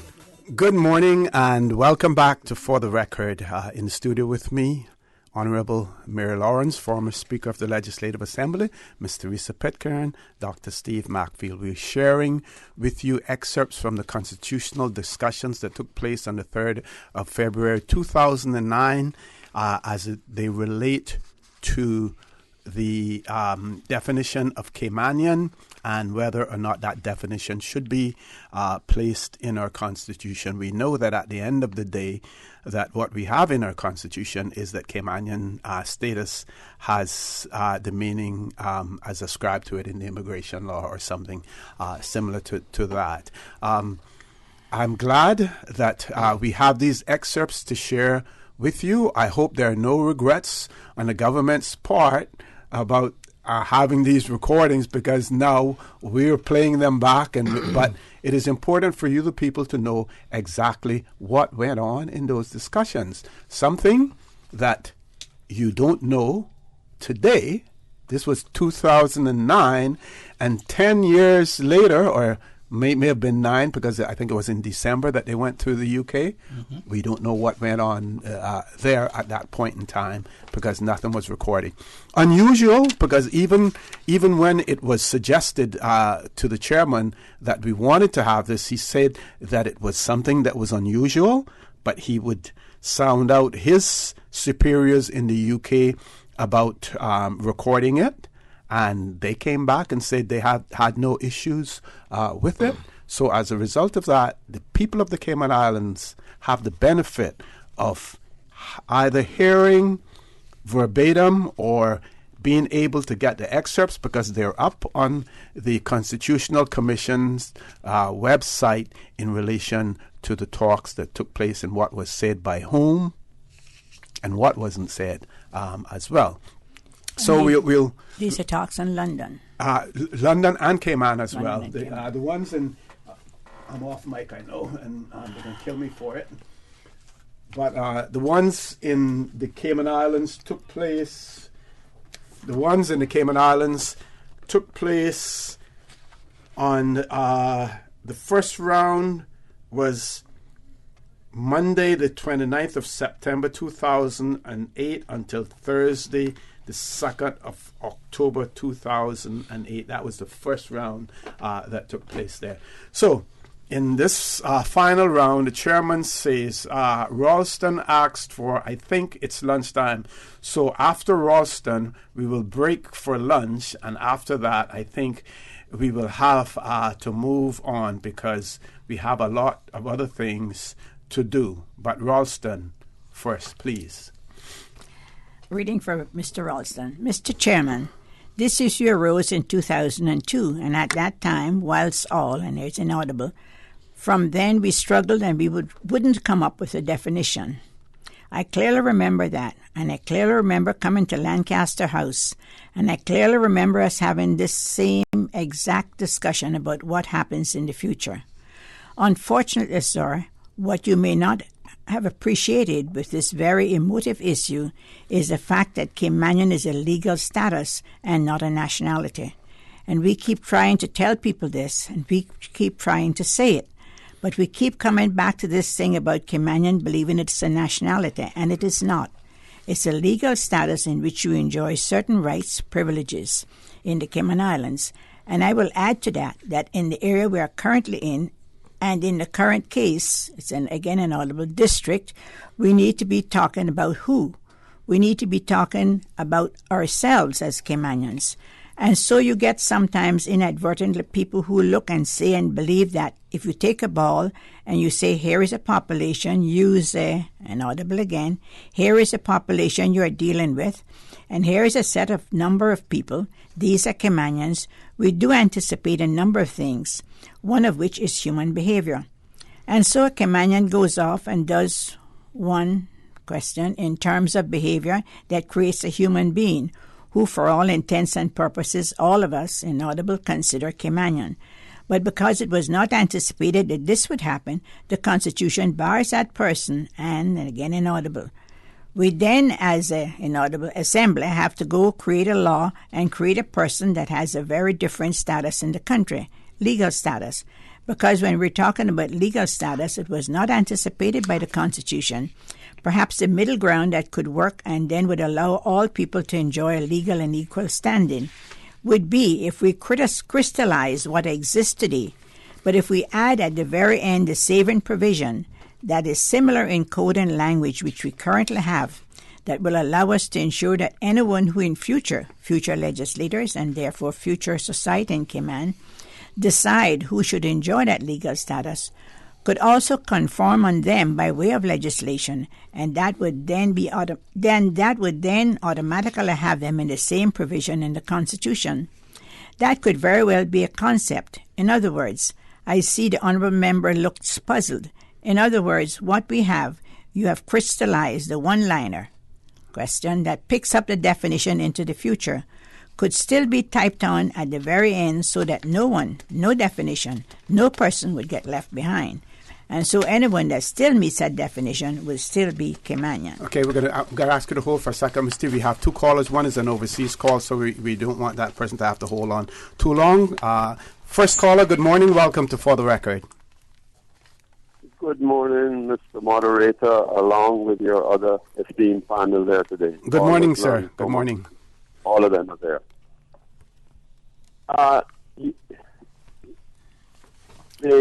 The fact that we really don't have a true constitution, which Mr. O.C. you bring out so often and so correctly you do that, and Mr. McPhee, well, all of them bring it out. It is an administrative document, an order in council, not a people's document. So it does not meet the definition of a constitution. It's an administrative document, and we should correct that and call it the Foreign Commonwealth administrative document for the Cayman Islands. And that's one of the reasons I never voted for it in 2009 and would never vote for it. But the frightening thing is that it shows a misunderstanding, as you have pointed out. But the public, you need to dwell on it a little bit more, sir, because your point and the points made by the panel there is so important in that the level of the Constitution, when it becomes subject to another law, then it is no longer the highest law of the land, because it is subject to the immigration law, which is changed according to the buddies as they do to squeeze people into the Caymanian status so they can help to destroy our society even more. And I would ask you to spend some more time as to the long-term implications so people can understand how dangerous it is and how dangerous it is that we have the political leaders, that is the government, the Premier, and the opposition going off to the UK discussing all these constitutional changes in secret. And what an abuse that is on the people of the Cayman Islands. And our constitution more and more becomes nothing more than a piece of scrap paper. And it has no reverence, it has no feeling to me that I would want it to have, that a constitution is supposed to have. And it's so terrible and disappointing. And I would ask you and ask your panel, because they're qualified to elaborate on it, how it's been degraded. And thank you very much for the time. Thank you very much, Mr. Billy. Thank you. Next caller, good morning. Welcome to For the Record. Good morning, Mr. Orrett Connor. Good morning, sir. How are you? Okay, and good morning to you guests. Good morning, sir. I have a question concerning the Constitution. Is there anything in the Constitution that says or speaks about how government is allowed to spend our money and how government is able to handle our money? Yes, there is a provision in our Constitution in relation to the debt ratio and things of that nature. How much debt we're allowed to accumulate and what the ratio should be. Yes, we will. If time allows this morning, we will find that and share that with you. If you continue to listen. Yes, because what I'm asking is,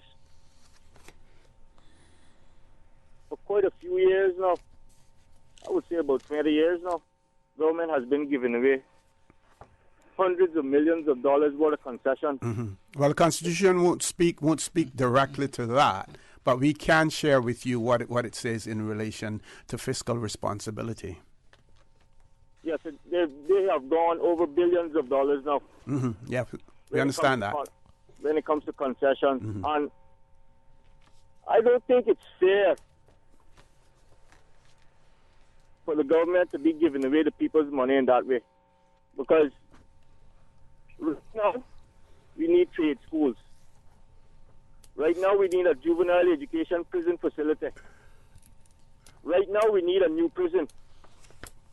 Right now, the government needs a pension fund for our Caymanian people to put towards their pension, because the Premier has said himself that the percentage the people are putting in and the employers are putting in is not enough.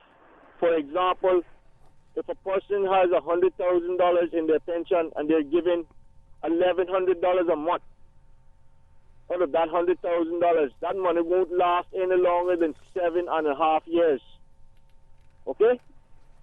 And now that construction and development is in Cayman more than it has ever been, this is the time now government has to start collecting concessions. They don't have to collect 100%, but at least 70% of concessions out of whatever the people have to pay. Okay, caller. Thank you very much for that. OC, can I respond? Sure. Yeah. Steve? So the Constitution lays out the framework, but generally speaking, as I understand it, folks run for office, and in their campaign, they set out some of the things that they intend to do. Mm-hmm. So when you go to the polls, you then elect persons who you feel represents the things that you think is important for your country. So that's one of the practical ways in which we, the people, actually take charge of how we want our economy to evolve, for example. But the other issue is this. When leaders make decisions about things that they view that are important, and it may be diametrically opposed to what we, the people, think is important, silence doesn't cut it. And that's what we do. We sit back and we complain, and we don't hold folks accountable, and then things happen, things fall apart. The caller has raised some really astute issues and concerns. I hear it all the time. We look at what's now happening with the whole issue with the port, and my view on it is not really important here or there. But if folks have a view about it, and we see the referendum and the steps that are now being taken by the government, which is actually inconsistent with what the people at the referendum is requesting, something is wrong. Folks, in leadership appear to be, not really respectful of the views of the community. Silence doesn't cut it. And when you speak about things that are important, no one ought to be suggesting that, you're anti-government or anti-this or anti-that. You just have a different point of view. And in a democracy, all views are important. Some actually wins. I mean, it's not everybody that's going to get what they want. But at least we ought to be developing a matured democracy where people's rights and voices and freedoms are important and is respected. Okay, thank you very much, Ms. T, for that. We're going to take a commercial break. When we return, we're going to try to finish with these excerpts, and we will look at the Constitution as well, Section 113. Part 7 of our Constitution under finance, and we have revenue and expenditure, Section 111. Then we have reporting, Section 112. We have the public debt, Section 113 as well, and we will share that with our listeners, and in particular the person who posed the question before. So please stay tuned for the record. We'll be back shortly. Did you know the third most important factor for customer retention is cleanliness, with 95% of shoppers saying exterior appearance influences where they decide to shop? Keep your business clean with Roper's Janitorial. From offices to restaurants, interior and exterior, walls to rugs and flooring, Roper's cleans it all, including 24-hour emergency service. Roper's Janitorial, 949-2511. Email janitorial@ropers.ky. Dress your business for success with Roper's Janitorial. We make your business shine. 949-2511.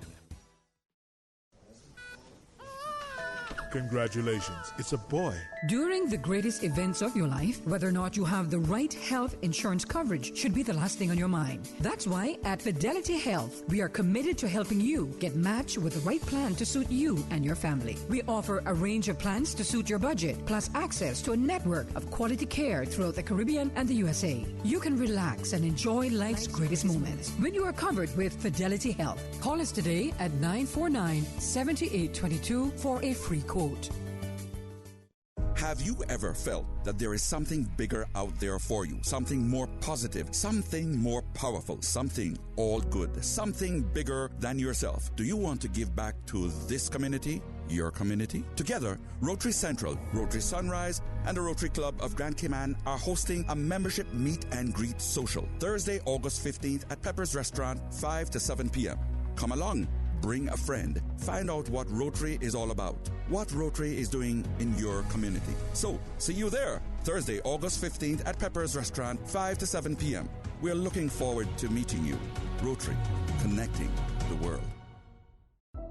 It was a day that changed my life. No words can describe the feelings of seeing my baby boy sick for the first time. The overwhelming feeling of fear to be responsible for his health and happiness became my priority. So I did what any nurturing mother would do when their baby is sick. I took him to get some of the best medicine possible. CTMH Doctors Hospital Pharmacy understands the importance of careful decisions you make every day for your family. Our staff work towards healthcare excellence and providing the most current and up-to-date training with pharmaceutical care, so you can feel confident in knowing that your family is safe with the right medication. At CTMH Doctors Hospital Pharmacy, we take care of your health. At Logic, we make things better for our customers. It's why we're offering free Boost Wi-Fi. With Boost, you get improved Wi-Fi connectivity everywhere in your home, so there's no more dead zones. The only people we're not making this better for is parents. Because now with seamless Wi-Fi in every room in your home, go to your room isn't really the punishment it used to be. Sorry about that. Sign up now for any Logic Bundle package and get free Boost Wi-Fi for a limited time. Visit logic.ky for details. For the record, with Orrett Connor. Initiating system. For information that matters. For the record, with Orrett Connor. Continues right now on Radio Cayman.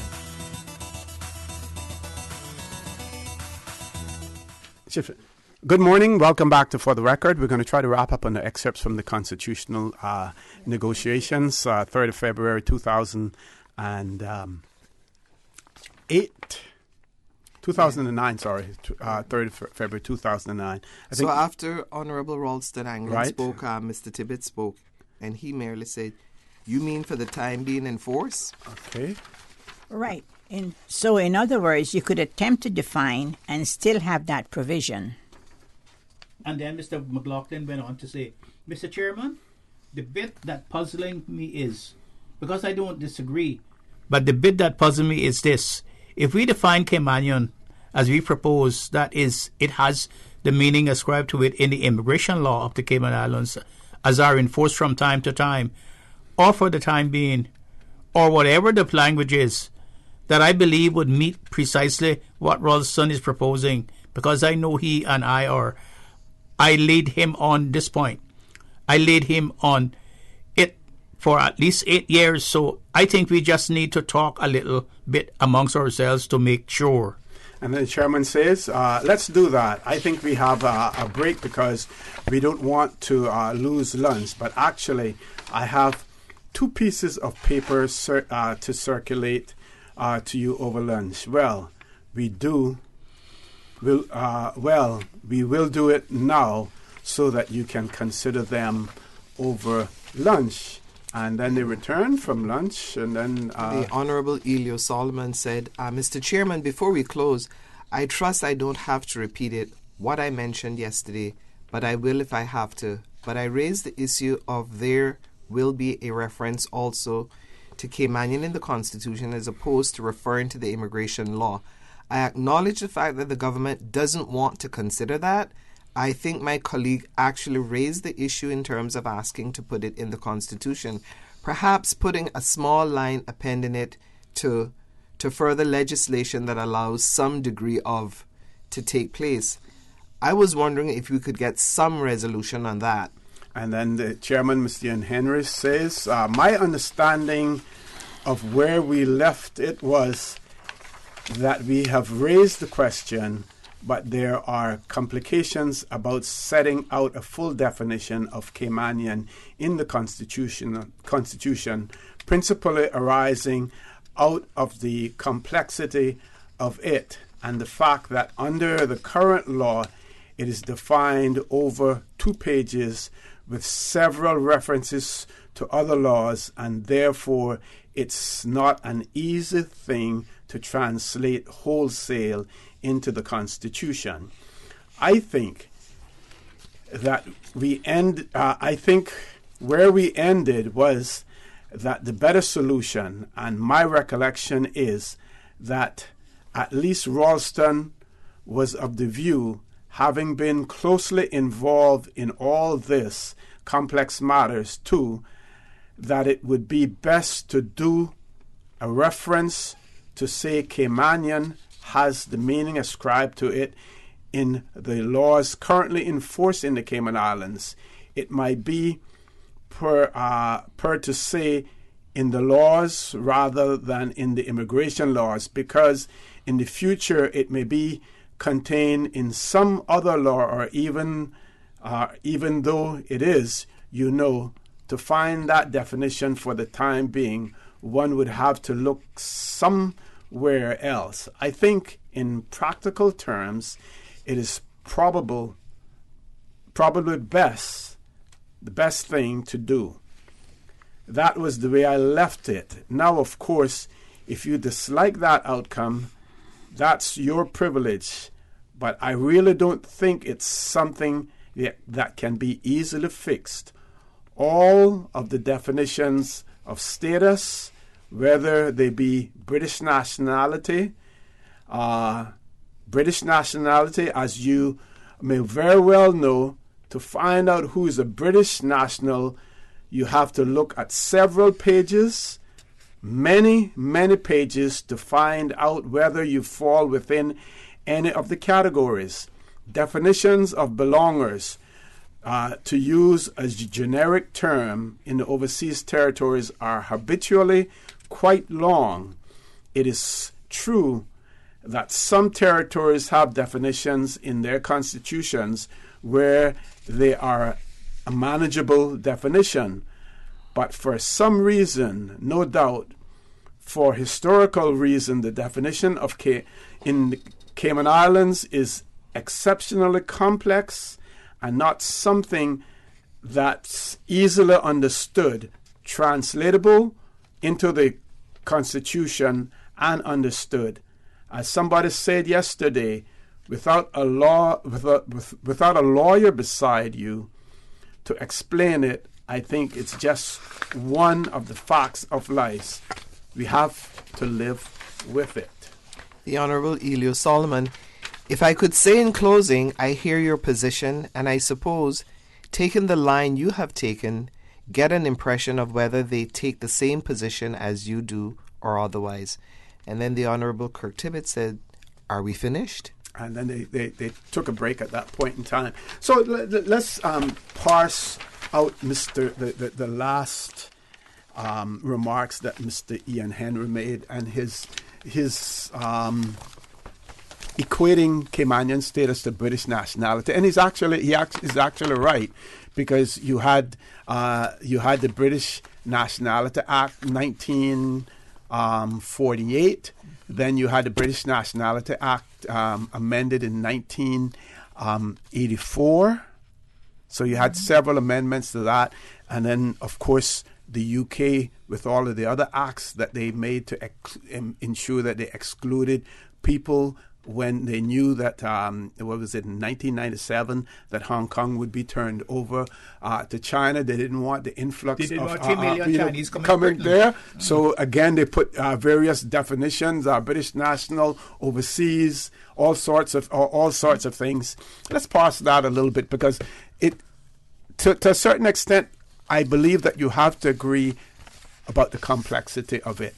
I believe at the end of the day, nothing is too complex that you can't put it in writing for people and have it in a constitution. You, of course, run the risk that then it gets confusing. We see what has happened with several parts of our constitution in relation to qualification to be elected member of the Legislative Assembly, for instance, and the courts having to go to interpret those as well. And this could be, having a definition of Cayman in the Constitution presented its problems, because remember, we're looking at legislation from 1972. And in 1972, there were people who were as long as you were residing here in the Cayman Islands, because we had the case, Dr. McField, James MacDonald, you go to the Grand Court, you get a declaration that you were domiciled in the Cayman Islands, and you automatically got Caymanian status. Several people did that, including the late Desmond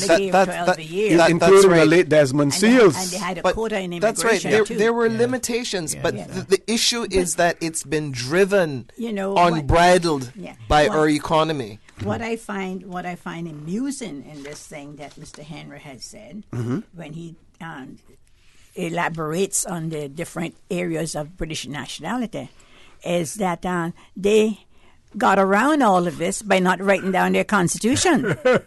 So they can manipulate it in any direction they want to manipulate it.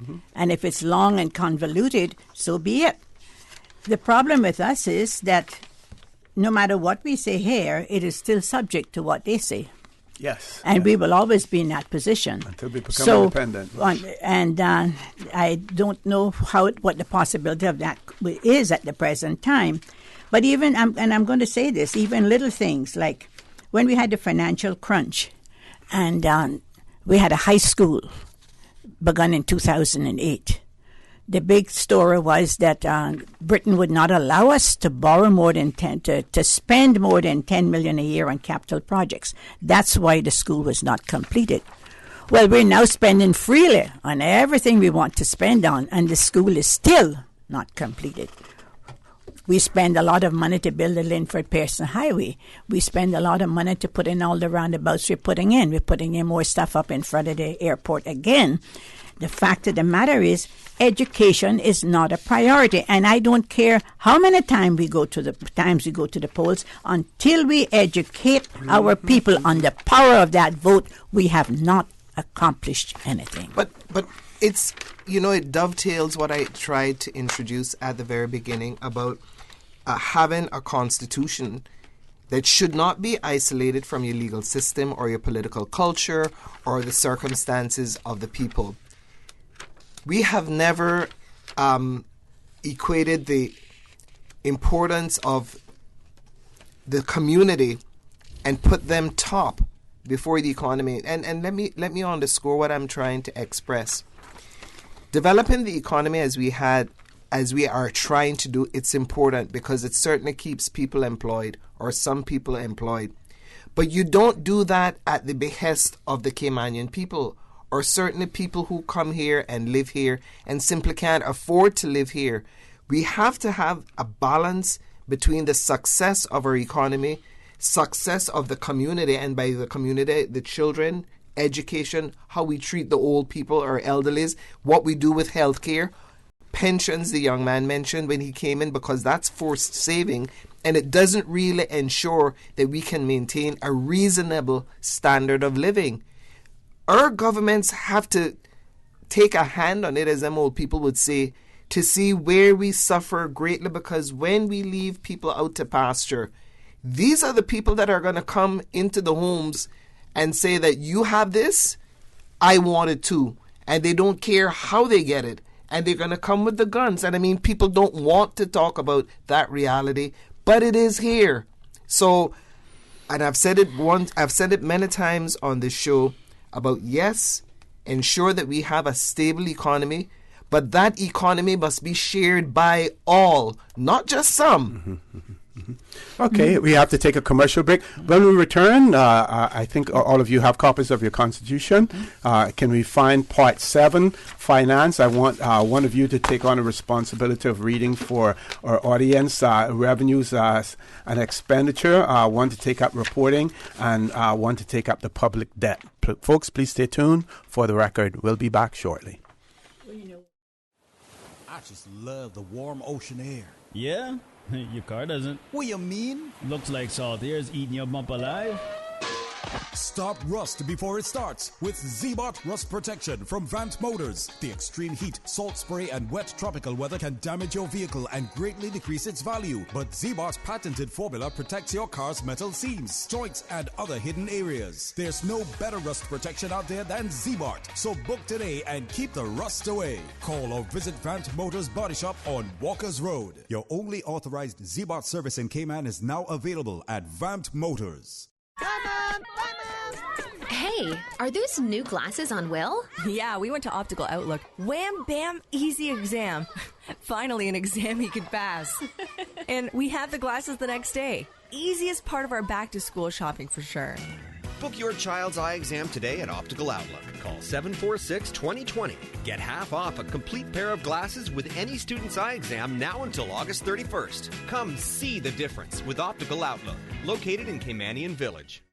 Radio Cayman 11 a.m. News Headlines is brought to you by Savannah Pharmacy. Savannah Pharmacy, just around the corner with everything your family needs and convenient opening hours, including Sundays and holidays. Stay updated with the very latest news from Cayman, the region, and around the world. The 11 o'clock headlines, brought to you by Savannah Pharmacy. For more information, call 946-3336.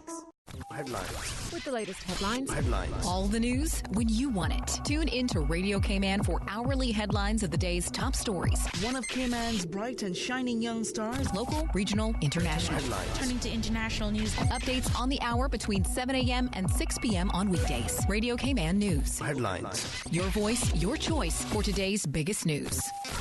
For the record with Orrett Connor. Initiating system. For information that matters. For the record with Orrett Connor. Continues right now on Radio Cayman. Good morning and welcome back to For the Record. It is my pleasure to have in the studio with me this morning none other than Honorable Mary Lawrence, former Speaker of the Legislative Assembly, Ms. Teresa Pitcairn, Dr. Steve Macfield. One caller called in and commented about asked whether or not there was anything in our Constitution in relation to, to government spending. His particular concern has to do more with giving concessions to developers and others here in the Cayman Islands. So we're going to look at Part 7 of our Constitution as it relates to finance, and we start at Section 111 of the Cayman Islands Constitution Order Administrative Document 2009. Madam Speaker. 1111. Yes. Revenue and expenditure. The legislature shall have the authority to levy or change the rates of revenue unless otherwise provided by law. 2. All government expenses, assets, and the incurrence of liabilities shall require appropriation by the legislature unless otherwise provided by law. 3. A law enacted by the legislature shall govern the operation of the government financial system and processes. Okay, and reporting? Who's going to take that? At least one report manually shall be made to the Legislative Assembly on the government's financial performance and fiscal position. And subsection 2 says the content, timing, and process for financial reporting and the agencies that are to report to the Legislative Assembly shall be prescribed by law. So one of the concerns the caller made was with respect to the public debt. Total government borrowing shall not exceed an amount for which the sum of the, and then they list the requirements, total interest payments, total other debt service and expenses, including arrangement fees and sinking fund expenses, and total principal or amortized debt payments for a financial year is more than a percentage of government revenue set out in the law and agreed with the Secretary of State. And then in brackets, calculated using generally accepted accounting practice for that financial year. And then subject to this Constitution, a law enacted by the legislature may provide for a higher percentage for a limited period where a matter arises of a nature of urgency, which in the opinion of Cabinet makes it necessary to do so. Then finally, for the purposes of this section, government borrowing means borrowing in the name of the government, regardless of whether repayments are made directly by the government or by a public or governmental body, including any statutory body, company, or association. And before we go to Auditor General, the legislation, of course, that we have is the Public Management and Finance Law. Yeah, that's right. Yes. Yeah. Doc? And also the Public Authority Law. But go on. And then the Auditor General says, there shall be an Auditor General whose office shall be a public office, and power to make appointments to the office of Auditor General and to remove or exercise disciplinary control over any person holding or acting in that office is vested in the Governor, acting in his or her discretion. And the Auditor General may be removed from office only for inability to discharge the functions of his or her office, whether arising from infirmity of body or mind or any other cause, or for misbehavior. And then subsection 3 says the Auditor General shall have the power and responsibility to audit the public accounts of the Cayman Islands and the accounts and financial dealings of all authorities, offices, and departments of government, and of all courts, and the power to undertake value for money investigations in respect of the activities of such authorities, offices, and departments. And subsection 4 says the Auditor General and any person authorized by him or her to act on his or her belief shall have access to all books, records, reports, and other documents relating to the accounts referred to in subsection 3. And subsection 5 says the functions of the Auditor General and the accountability of that post and the audit office shall be further prescribed by law. And subsection 6 says, in the exercise of his or her functions, the Auditor General and any person acting on his or her behalf in the exercise of those functions shall not be subject to the direction of or control of any other persons or authority, save that the Auditor General is answerable to the Public Accounts Committee of the Legislative Assembly and must attend upon the committees at its request.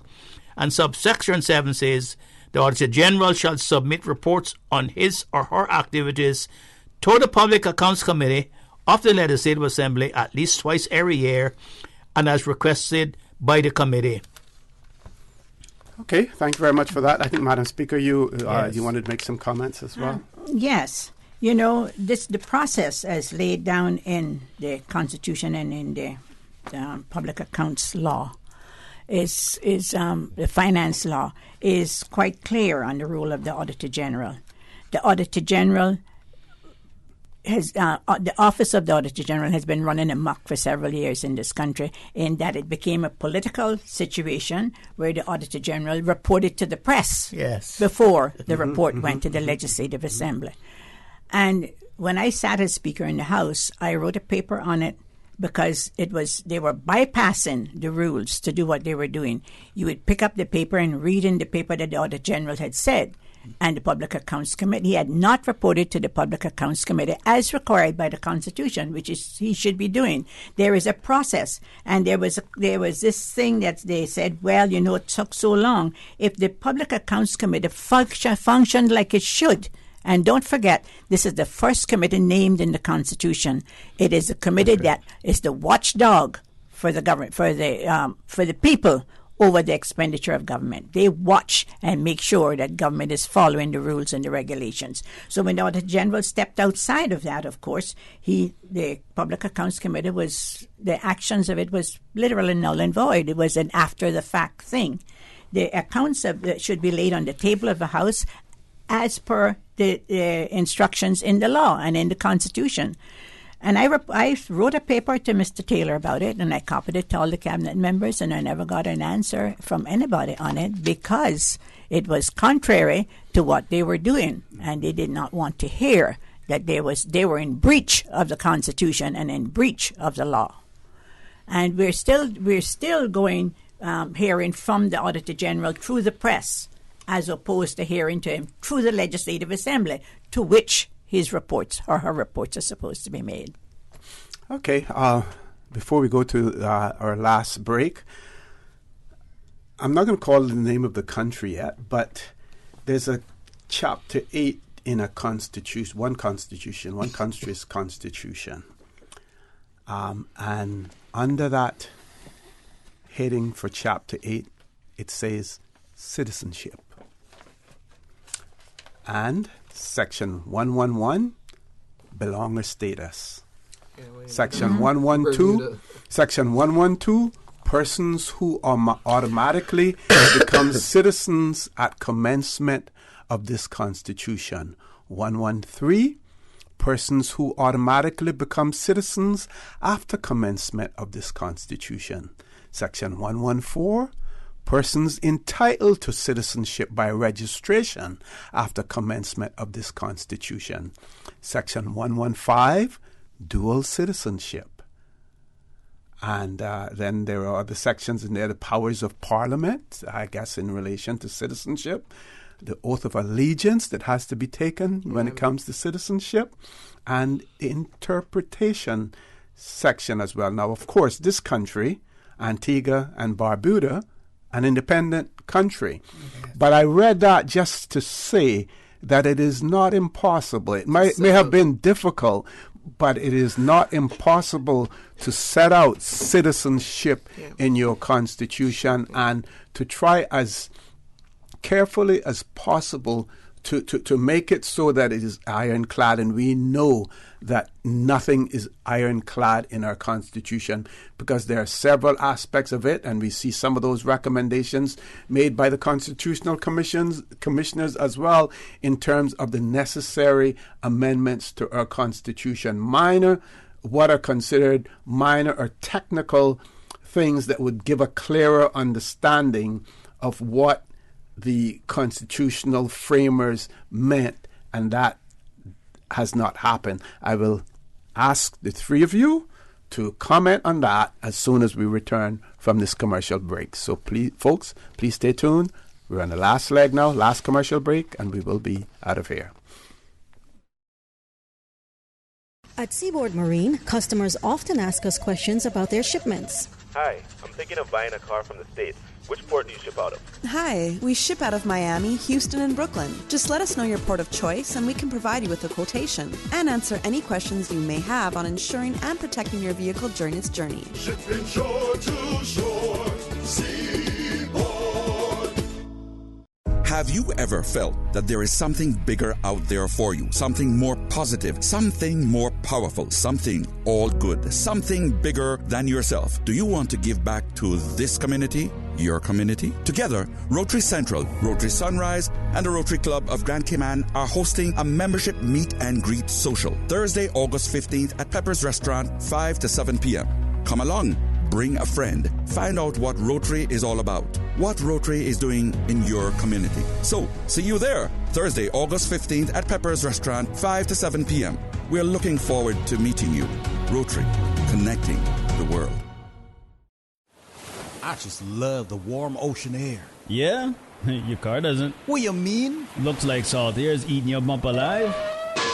Stop rust before it starts with Z-Bot Rust Protection from Vant Motors. The extreme heat, salt spray, and wet tropical weather can damage your vehicle and greatly decrease its value. But Z-Bot's patented formula protects your car's metal seams, joints, and other hidden areas. There's no better rust protection out there than Z-Bot. So book today and keep the rust away. Call or visit Vant Motors Body Shop on Walker's Road. Your only authorized Z-Bot service in Cayman is now available at Vant Motors.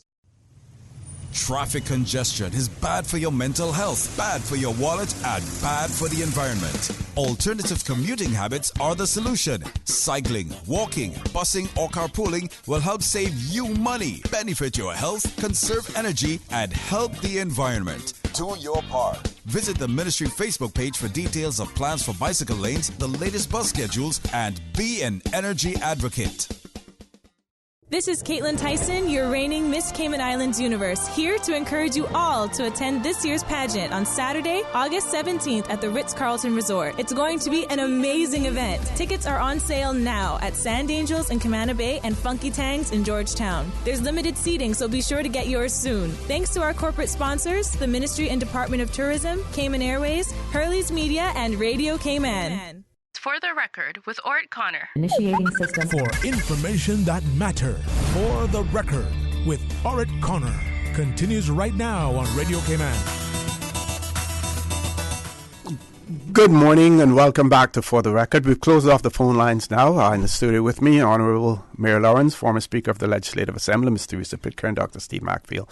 Before I hand the mic back over to you, I just want to make it clear and to ensure that there's a balance here, that the government at the time that these negotiations were taking place did make an attempt to put a definition of Caymanian in the Constitution, but they saw the difficulties of it, and it was a long and difficult document, something to get in there. And you saw the remarks made by Ian Henry as well in that regard. I have pointed out for instance, given an example of the Antigua and Barbuda Constitution to show that it is possible.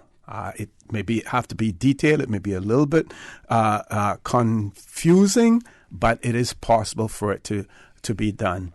There didn't seem, at that point in time, there wasn't a will necessarily to have that done in our Constitution. And not to say that it still is not possible, for that to happen by way of an amendment if we wanted to do that at the end of the day. Doc, I believe you had a question. Is that possible, though? Is that possible? Because if Cayman status is not a nationality, it's only a policy. And if the Constitution of Barbuda that you just read, Antigua and Barbuda, yes, they are an independent country. Yes, we are not an independent country, right. And this is what a lot of Caymanians are forgetting. We are an overseas territory, and therefore it would be contrary to the status that we have as an overseas territory citizen, and being governed by the British Nationality Act. And that happened to me when I went to Russia one time, and I had the Caymanian passport. I went in, and I was coming back out. They didn't want to put me onto British Airways because they said this is not a British passport. Where's my visa to go to England? And I told them this is the British passport. I have the right to go to England. And they say we don't see where you say that this is British passport. Because all it had in it was BOTC, the initials, and nothing showing that you had a right of abode in the UK. Exactly, and they were saying, well, what does this mean, BOTC? And I'm explaining to them it means British Overseas Territory Citizen, but they didn't see that there, and so they took it. The flight is late. The plane is waiting for me, holding up an hour, and So I says to them, call the British immigration. And they called the immigration in Britain, and then they told them, send him on. We will deal with it when we get into London. We didn't get in there till midnight that night, and then they told me, okay, they don't understand what this means. So I was able to go through. That before I got a British passport. But we are in a precarious position.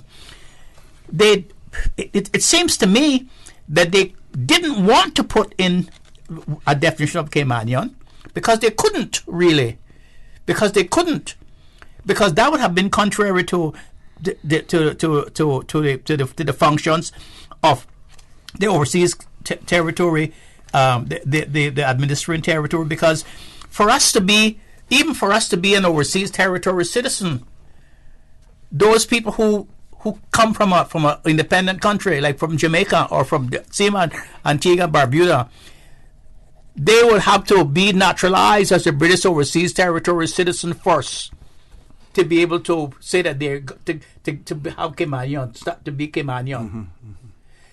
So there's all this long contradiction that we live by and we live with, and as Dr. Lawrence said, and the Honorable Dr. Lawrence says, the education system is wanting because we are not been educated as to what position that we're in the Caribbean here with all these other countries around us. Now we note here that the Antigua and Barbuda one, they do have the question of belonger as well, because all of the former colonies, while they were still under the British, had this form of local status that they had. Now, one of the things that we need to bear in mind was that one of the qualifications that they removed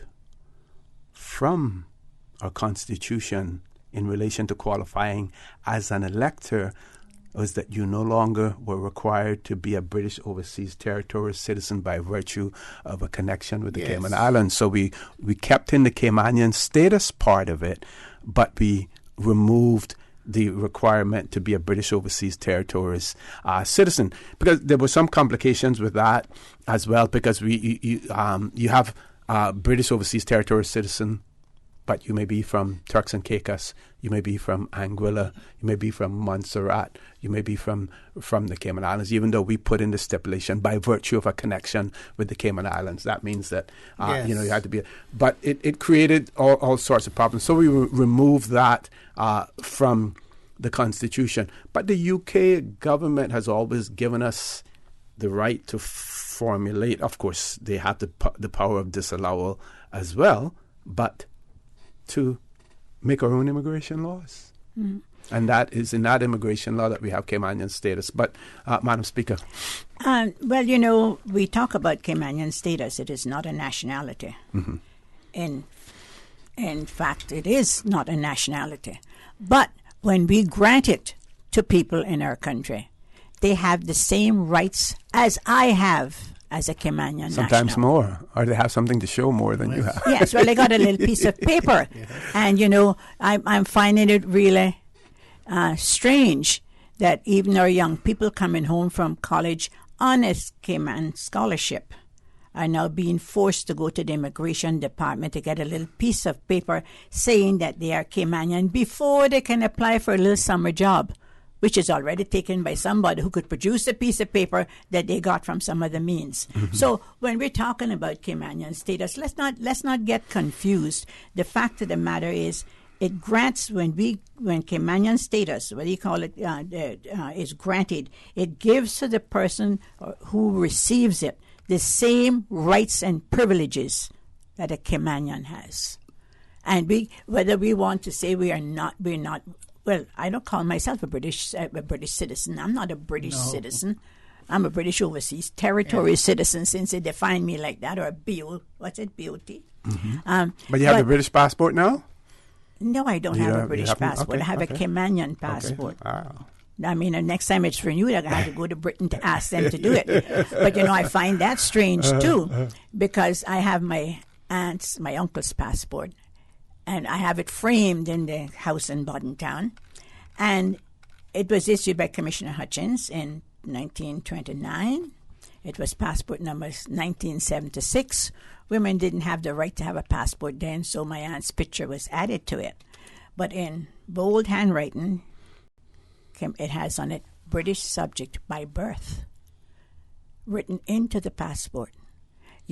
And we are now in the position where we are continually, if you go to buy a house, you got to prove you're Caymanian to get a loan. If you go overseas, get a scholarship, you got to prove you're Caymanian to get it. And everybody else is walking to the top of the line in front of you because they got a piece of paper saying they're Caymanian. Yes. So if it is not a nationality and it is a status, then why does it have such great importance in our society that we are now having? We're in a country now where we tell everybody we're a little mini United Nations. In fact, we have more nations than the United Nations. 140 nationalities living in this country, and we still have not defined who we are. Yes. A couple of children asked me recently in a school, what did it mean to be Caymanian? And so I looked at her and I looked at them and I said, well, this is what it means to me. I've traveled over many parts of the world. I've been to China, to Hong Kong, to the UK, to the Central and South Americas, to the United States, to Canada, to the Caribbean. But when that plane touched down on Owen Roberts Airport, I am home. That's what being Caymanian means to me. When I come here, I am home. And you feel that anxiety and you feel that churning in your stomach when you're waiting to get there. There's that difference. When people come here, they're not home. They say they are going home. Mm-hmm. They're going to their country, which is their home. Yes. And I stayed here when we did that first show on the 4th of July. And the flags, the Canadian flags were flying and the American flags were flying. And we were bringing in the celebration of a year of constitution in our country. 60 and years. there wasn't one Cayman flag in sight. Yeah. So, you see, we don't recognize who we are. We have a tendency to diminish our status in our own country. It used to be that we actually got great pride in being Caymanians, because I know when I was growing up, we felt that sense of, and I mean, I hate using this term when people would say, I'm here to stay, you're here to go. That's one way that Caymanians used to express that sense of pride, and often misunderstood. But the thing is, as I said before, the whole idea of being Caymanian has been generated by the economy. And as it turns out, the Caymanians who have lived here for most of their lives through generations, they no longer benefit from being a Caymanian. So they will go for a job, and you will find that persons that are here by grant or been given the Caymanian status, what we used to call permanent residents. Yeah, they are more likely to have success in getting a job. And I use that as a simple example, because I think there's something that we can all understand. These folks are more likely to get jobs. When employers are questioned about whether or not you employ Caymanians, they will say, yes, of course I've employed Caymanians. Of course I've satisfied whatever quota or so on, because folks who have been issued those grants, who enjoy those same rights that you were talking about, Miss Mary, have access to having those opportunities that Caymanians no longer have. And when it comes to business contracts, but I focus on jobs because I tend to think that when you can earn your income, you can bring and put the food on the table for you and your kids. But when we don't have that right, or when we don't enjoy those opportunities anymore, where are we? Okay. And I mean, yeah. We run the risk of going over time, so I have to interrupt. But I have 13 seconds left on the show, folks. I want to thank you. I want to thank Honourable Speaker. I want to thank Mr. Reese. I want to thank Dr. Steve McField. Folks, I want to thank you as well for allowing Radio Cayman, and by extension For the Record, into your homes, into your vehicles as you traverse the busy roads of the Cayman Islands, into your places of work, whether it be an office cubicle or if you're working in the outdoors.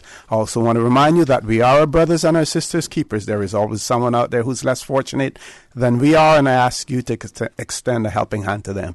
If you can't do that, then I suggest you donate to a worthy charity, because we always want to consider those who need, not necessarily those who want or even those who crave. I say to you, continue to support your radio station, Radio Cayman. Join Sterling Dwayne Ebanks at 12:15 for Talk Today, and as usual, we ask the good Lord to bless these three beautiful, wonderful Cayman Islands.